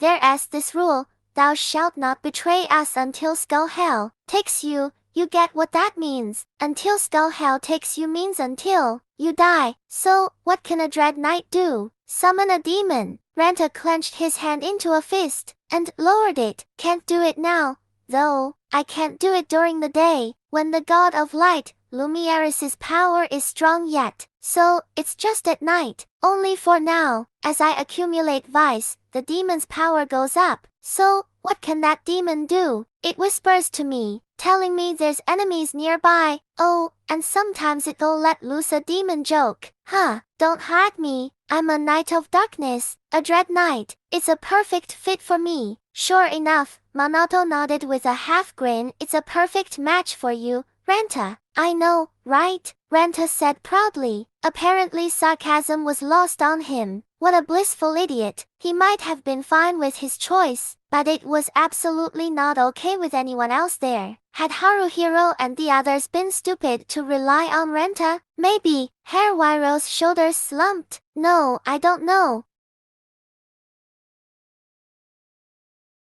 Well, what was done and they'd have to live with it. Haruhiro could have left the Thieves Guild to join the Warriors Guild, but, realistically, that wasn't going to be possible. He couldn't make the others wait 7 days, besides which, he didn't have the money. Volunteer soldier trainees were given 10 silver for joining, and 8 of that silver was earmarked for joining a guild. So, in the end, trainees only had 2 silver to spend freely. Even then, freely was only so free. Once the 7 days of introductory lessons, and the room and board that came with them ended, they had to deal with the daily costs of living. If they were frugal, they could feed themselves on 10 copper a day, but, unless they felt like roughing it, they were going to have to find rooms to rent. They hadn't properly researched the market price for rooms yet, but it looked like it ordinarily cost 40 to 50 copper per room per day. Basically, that meant that, even if they did decide to camp out to save money, they would need to spend 10 copper per day. 2 silver was 200 copper, so they could only keep themselves fed for 20 days. Haruhiro and the others needed to make money before they could buy their badges from Brichan and become fully fledged volunteer soldiers. They would first need to figure out how to survive until then. How could they make money? They had to work for it. They were still trainees, but Haruhiro and the others left through the north gate to go work as volunteer soldiers. Not far outside, there was a big man wearing chainmail, crouching in the brush to the side of the road. Moguzo. When Haruhiro called out to him, the big guy languidly turned towards them and blinked a few times. He was mumbling, as if trying to say something, but the words weren't coming out. Haruhiro looked to Minato. Huh, Yum said, looking up to the sky full of fluffy clouds. Moguzo-kun got taken away by Kuzuyama, didn't he? Haruhiro said not Kuzuyama,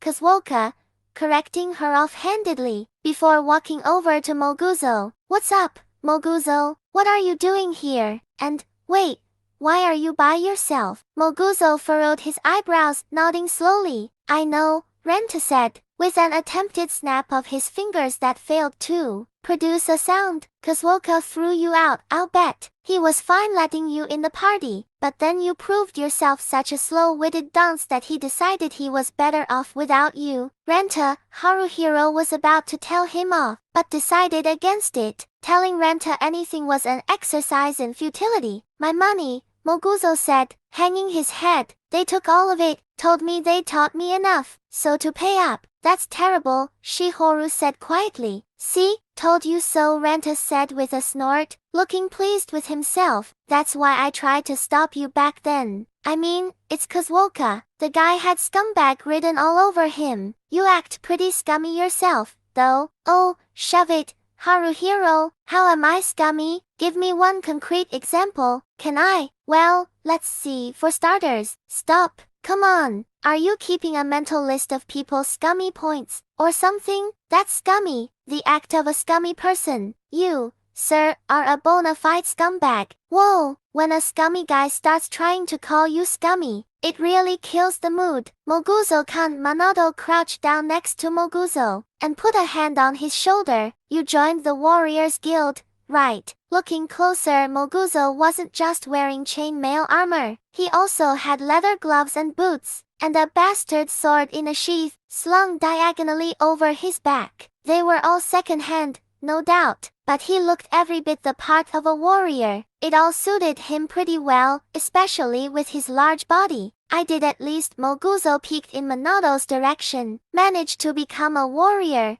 Yeah. Oh, you did. Haruhiro clapped. Well, thanks to a certain scumbag, our party doesn't have a warrior at the moment, so, by a scumbag's fault, you must mean your fault, right, Haruhiro? Haruhiro ignored Renta, looking to Yume and Shihoru. What do you two think? Oh, Shihoru nodded. I think that would be good. What'd be good? Said Yume, failing to understand. Well, we're short a warrior, aren't we? So, Moguzo's a warrior and currently, how shall I put it, free? He's perfect for us, is what I was thinking. Yume was impressed by the idea, letting out an "oh," and leaning in to peek at Moguzo's face. Moguzo, do you want to join Yume and her friend's party? Are you sure? Is it okay if I join? I want you to join, Minato said to Moguzo with a smile. That's only if you're alright with it, of course. Haruhiro glanced sideways at Renta. If anyone was going to complain, it would be him. What happened surprised him. Renta playfully threw his arms around Moguzo's neck from behind. You're hopeless, you know that. I'll take good care of you, so be my shield, Moguzo. Do it like you're ready to die for me. Ah, now it makes sense. What? Haruhiro, I haven't said anything wrong, you know? A warrior's job is to fight furiously on the front line in battle, isn't it? That means standing up front and drawing the enemy's fire. That's why they wear hard chainmail and other metal armors with high defense to protect themselves. Got it. Renta's got it right. Minato looked at Moguzo with a serious expression. I'm not trying to scare you off here, but I think warriors have the hardest job of all. Still, we'll all support you the best we can, and if anything happens, I'll heal you up with my light magic right away, so you don't need to worry about that. Yeah, I'll do my best, but Moguzo rubbed his belly. I have no money. I'll lend you what you need. I think we can scrape by for now, and once we're earning, we may not need to worry about it anymore. Let me tell you, though, Renta said, mussing Moguzo's hair with a big grin on his face, I won't lend him 1 red cent. I'm a firm believer in borrowing money, but never returning or lending it. Honestly,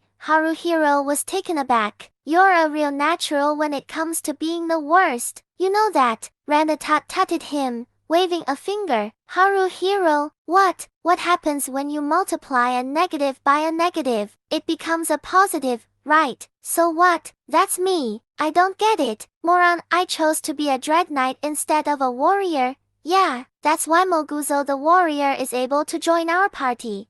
Yeah, it worked out perfectly.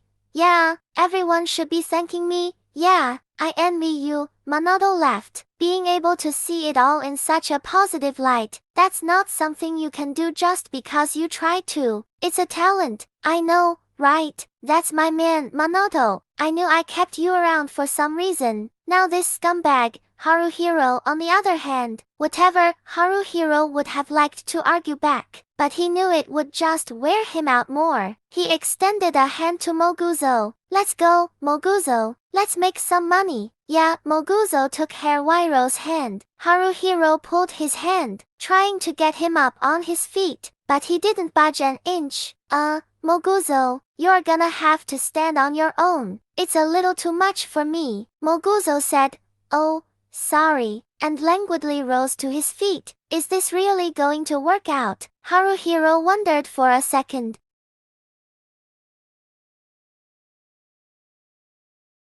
South of Alterna rose the Tenryou mountain range, a line of incredibly high and inaccessible mountains. This land called Grimgar was bisected by the mountain range. The far side, to the south, was called the homeland, while here on the north side was called the frontier. Well, the frontier was just what humans called it. To be more specific, the kingdom of Arabakia, which ruled over the homeland, Alterna, and the area around them, was treating the area north of the mountains as the frontier. Incidentally, the frontier hadn't been a frontier around 150 years ago, which is to say, there had been many human countries at that time. There were non-human races too, but humans were the most powerful. With the coming of a being with terrifying magical powers called the No-Life King, everything had changed. The No-Life King had created a new race, the undead. and with him as their leader, they had done more than just expand their power. In addition to martial and magical prowess, he had likely been a capable politician as well, because he had allowed the foremost members of each race to name themselves kings, and with them, he had formed an alliance of kings. They had declared war on the human race. The humans had been easily defeated, either being wiped out or forced south of the Tenryu Mountains. After that, at the recommendation of his fellow kings, the No-Life King had become emperor, and founded the Undying Empire. Humans couldn't set foot north of the Tenryu Mountains, and then the No-Life King,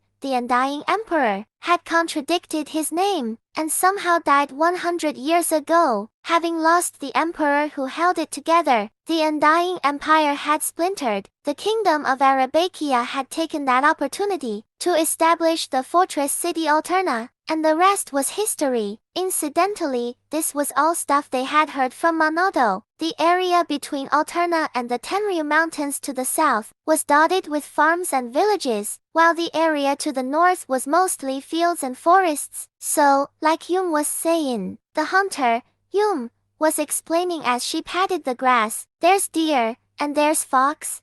Yeah, since it's spring, you'll get a bear combing out every once in a while too. Oh, and there are chimos. They're round and fluffy with beady little eyes and long, thin tails. They've got little ears and paws, and they bounce everywhere they go, see? They make for pretty good prey. Oh, and there are pit rats. They're big as cats. They've got hard fur, and they're darn ferocious, I hear. Oh, yeah. Renta shaded his eyes with his hands, making a show of looking around. From the look of it, there ain't nothing around here though. Yum let out a little groan and frowned. When my master from the guild took me outside for lessons, I saw them here and there. Master would knock an arrow and, whoosh, take one down. Maybe over there. Manoto gestured towards the woods that were up ahead and to the right. It feels more likely there will be things hiding where there are trees, don't you think? Yeah, Haruhiro nodded. Maybe if I were an animal, I'd be scared to stay out in the field where there wasn't tall grass or trees to hide me. Renta laughed. They're all terrified of me, aren't they? Fine, it's your fault we have no prey then. Renta, shut up. Haruhiro, say it's thanks to me. Say, with dignity, that it's thanks to me. Shut up. Would you? If you shout like that, you'll scare off any animals that are still around. It's thanks to me. I am so sick of this. He doesn't hear a thing anyone says.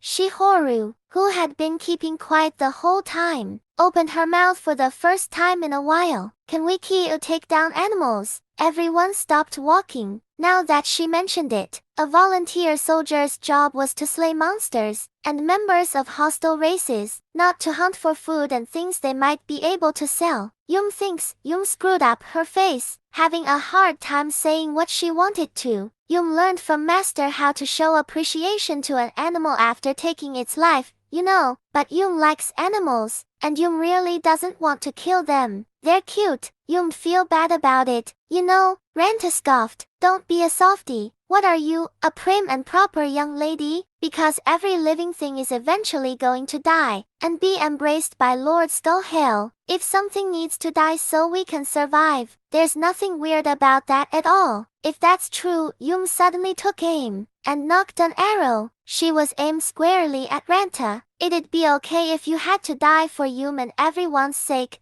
Renta, do. Renta leapt backwards. Do, don't be stupid. Tiny tits. Killing me won't do any good, you know. It won't. It seriously won't. I mean it. Stop it, please. Yum would feel better after doing it. You did call Yum's breasts tiny. After all, you called yourself that before, didn't you? You said your tits were tiny. Saying it yourself and getting called it by someone else are different, especially when it's from a boy. It hurts. You know, I am sorry. I apologize. I apologize, okay? Look, I'm begging you. Renta did a jumping kowtow. See, my bad. Forgive me, please. Yum, they're not tiny. Those things are huge, explosively huge. They're almost into Marvel of Nature territory. Man, Haruhiro looked not so much down at as down on Renta. You haven't repented in the least, I'll bet. I have. Okay, how haven't I? How can you say I haven't? On what basis? Yum sighed, returning her arrow to its quiver and putting down the bow. Waste of an arrow. Phew. Renta stood up and made a show of wiping the sweat from his brow. You know what? Either way, even if you'd shot,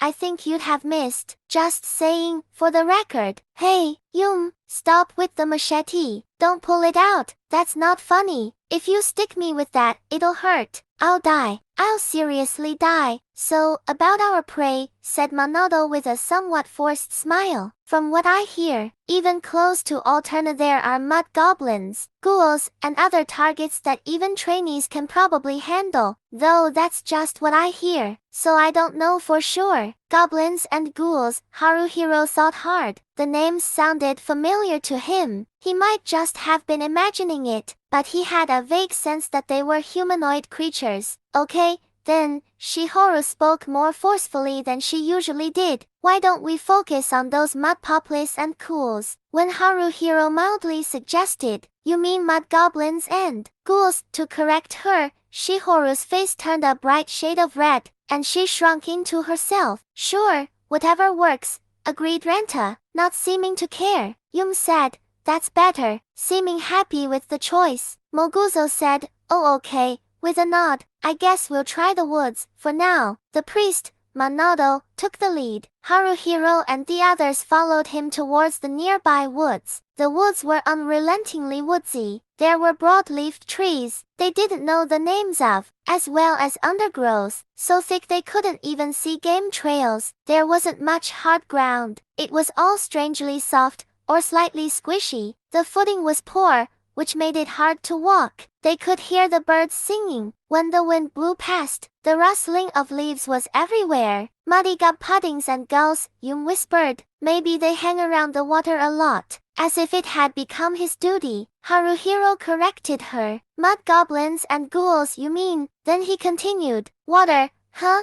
Where would that be? A swamp, or a spring, or maybe a marsh? Let's go look, said Monado. Monado's taken the role of leading us, but considering this is the woods, it feels like that ought to be Yum's job instead. Well, I guess it's okay. Is it really okay? Whatever, it's okay, but, search as they might, they couldn't seem to find a watering hole. They hadn't run into any living thing other than insects, either. They could always hear the birds singing, but where were they? Renta made an exaggerated gulping sound, as he swallowed his spit. From the look of this place, are you sure this isn't the dead woods, or something? It's gotta be Renta's fault. Yum puffed up her cheeks and glared at Renta. After the tiny tits incident, she absolutely loathed him. It seemed, all the critters running away because Renta's being so noisy. Don't you think? I'm being quiet. I haven't said anything for a while. Just by being there your existence itself is loud and annoying. How nice of you to say. Yeah,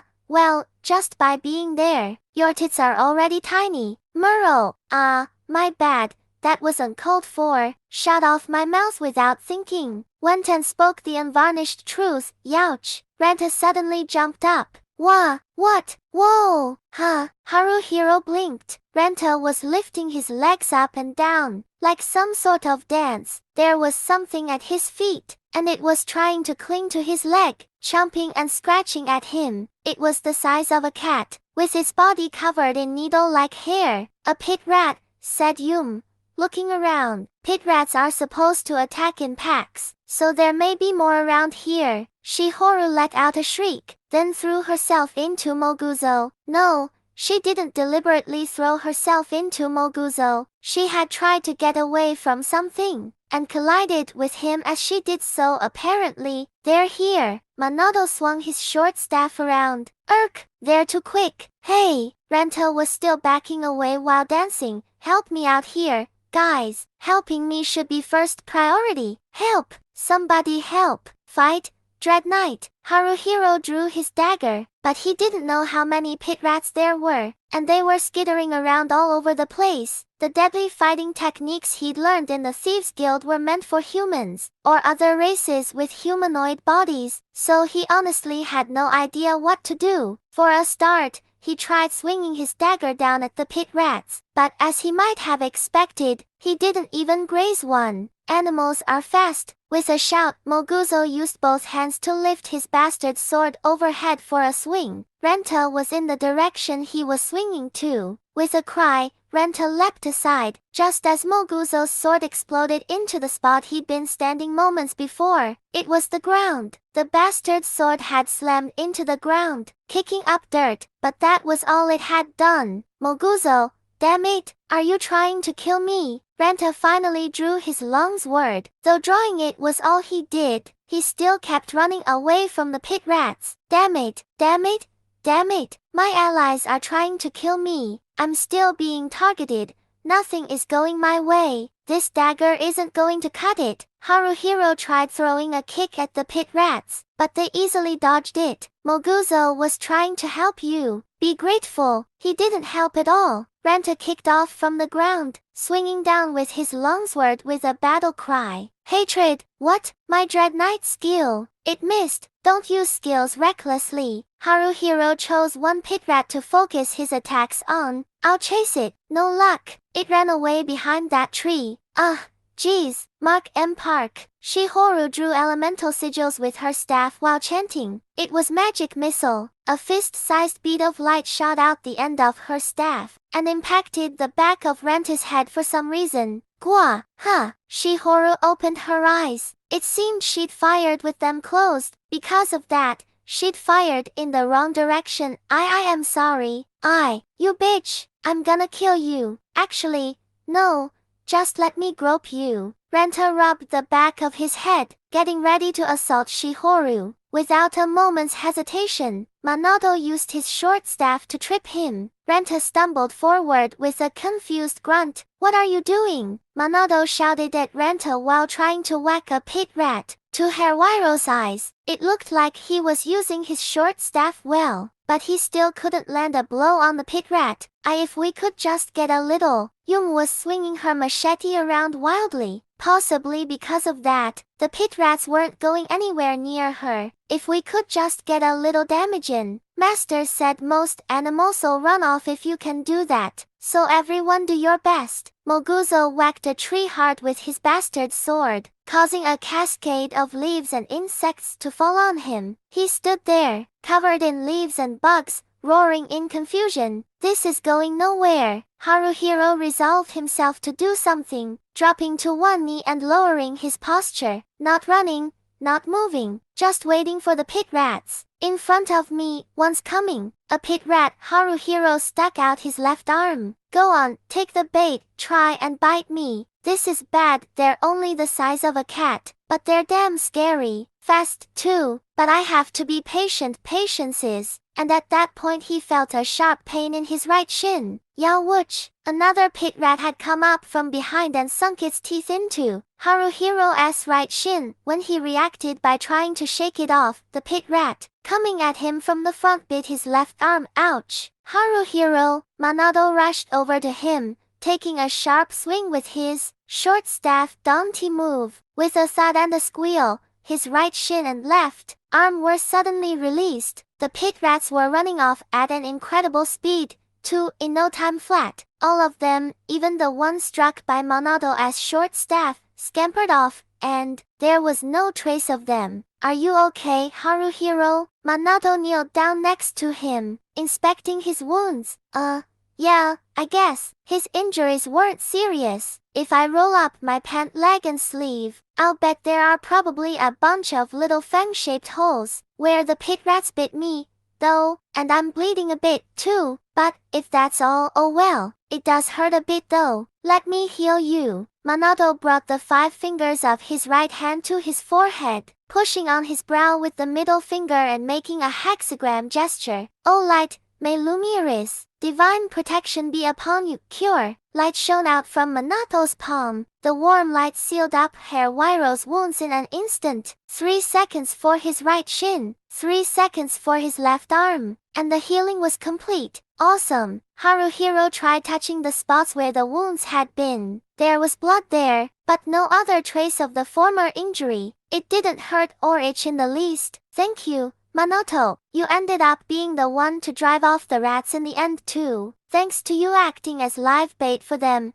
Haruhiro, nah, the plan was to use my arm as bait, then handle them myself. Sure. But, you know, all's well that ends well. This didn't end well at all. Renta was acting like a child throwing a tantrum, thrashing his legs about as he sat on the ground. What's good about this? We suddenly got attacked by weird things. All we did was drive them off. We won't make a single cent from it. And hold on, I'm wounded here too. It hurts. Heal me already. Oh, sorry. Manoto hurried over to Renta. You don't need to apologize to Renta, Haruhiro muttered to himself as he looked around the area. Maybe Moguzo had swung his bastard sword around too much, because he was sitting exhausted on the ground. Shihoru was leaning against a tree as if trying to hide behind it. Her misfire with the magic missile must have been bothering her. Yum was the only one still looking cheerful, her eyes darting around restlessly, and she burst into a big grin when her eyes met with Hair Wairo's. Haruhiro smiled back without really intending to, but this was hardly the time for smiling at each other, he felt. Maybe it is, though, who knows? He's right, all we did manage was to drive them off. Haruhiro sighed. Maybe the woods are too dangerous, like, it could be too soon for us. Yes, I live again. His healing apparently finished. Renta jumped up and swung his arm around in circles. Okay, let's get going already. People, go! Moguzo blinked. Where? Are you stupid? To find some mud gobs or ghouls, obviously. You've got to be kidding me. If you think we're going to just go home with nothing to show for it, after getting scratched up by those pit whatever you call EMS, we can't back down now. I suppose not. Manoto thought for a moment, then nodded. I think Renta's right. There's some risk involved. Those pit rats are carnivores, right? Pit rats? Yeah, Yum answered. They might be omnivores, but when they hunt in packs like you saw earlier, I've heard sometimes they'll attack humans. Well, they did actually attack us, Haruhiro said. So they're omnivores. Manoto looked downwards, stroking his chin. Anyway, if predators like them live in these woods, there must be prey too, don't you think? Well, duh, Renta snorted derisively. Did you just figure that out now, Manoto? I've been thinking it for ages now, that if predators like them live in these woods, there must be prey too. Haruhiro gave Renta the side eye. Man, you're just repeating what Manoto said word for word. Shove it, sleepy eyes. Why don't you go take a nap? I already told you, I was born with these eyes, and they don't mean I'm sleepy. Didn't I tell you that? Haruhiro, Manoto had a smile on his face. Generally, you're best off just ignoring whatever Renta says. Hey! Renta jabbed a finger in Manoto's direction. Don't go off-handedly saying horrible things like that. I'll bet you play the good guy, but you're really a black-hearted schemer type, aren't you? Manoto replied with a who can really say. Then, after dodging the question, he took a deep breath. Anyway, if there are no objections, let's keep doing the best we can here in these woods. No one objected. Haruhiro and the others searched deeper in the woods, keeping an eye out for pit rats. They prowled the forest until the sun started going down, but they only saw one deer. Yum took aim at it, but it ran off before she could hit it. They saw birds a number of times. They were attacked by another pack of pit rats, but they fended them off. That was it. If it got dark out, they'd be in serious trouble. So Haruhiro and the others left the woods on weary legs. What now? Renta asked in a dull voice. It was little surprise he was out of energy. There's not much we can do, Haruhiro said, desperately suppressing a sigh. If he sighed now, he was sure something inside him would snap. We've got to head back to Alterna. Boys in pain, all in vain, huh? Muttered Yum. Haruhiro said, who are the boys in pain? In order to correct her usage of the saying, but then realized they did have for boys in pain here, and couldn't suppress a sigh. Still, Shihoru started to say something, but then hung her head, as if she'd run out of steam. Actually, it's nothing. Someone's stomach rumbled. It was Moguzo. I am hungry. Once we get back, Manoto looked to each of them. let's hit the market and get dinner somewhere first. I know a cheap place where we can stay the night. It's a lodging house for volunteer soldiers in the west of town. You can stay free if you have your badge, but they charge money to trainees. Still, it's cut rate if we rent just one room for the guys and one for the girls. 20 copper will cover all of us. Renta scoffed. Maybe we ought to camp out since we didn't bring in a single copper coin. No, we should save that as a last resort, Monado said firmly. They may be shared, but the lodging house has baths and toilets. I think the difference between having those things and not having them is pretty big, especially for the girls. Shihoru clutched her staff tight, nodding repeatedly without a word. Yuma agreed, saying, he's right, you won't die from not having a washroom or bath, Renta muttered, but he was the one most likely to get annoyed and start complaining if they had to do without. I'm with Monado on this. Haruhiro raised his hand and Shihoru, and then Moguzo followed suit. Renta clicked his tongue disapprovingly, but didn't oppose them any further, and so, their first real day as volunteer soldier trainees quietly came to a fruitless end.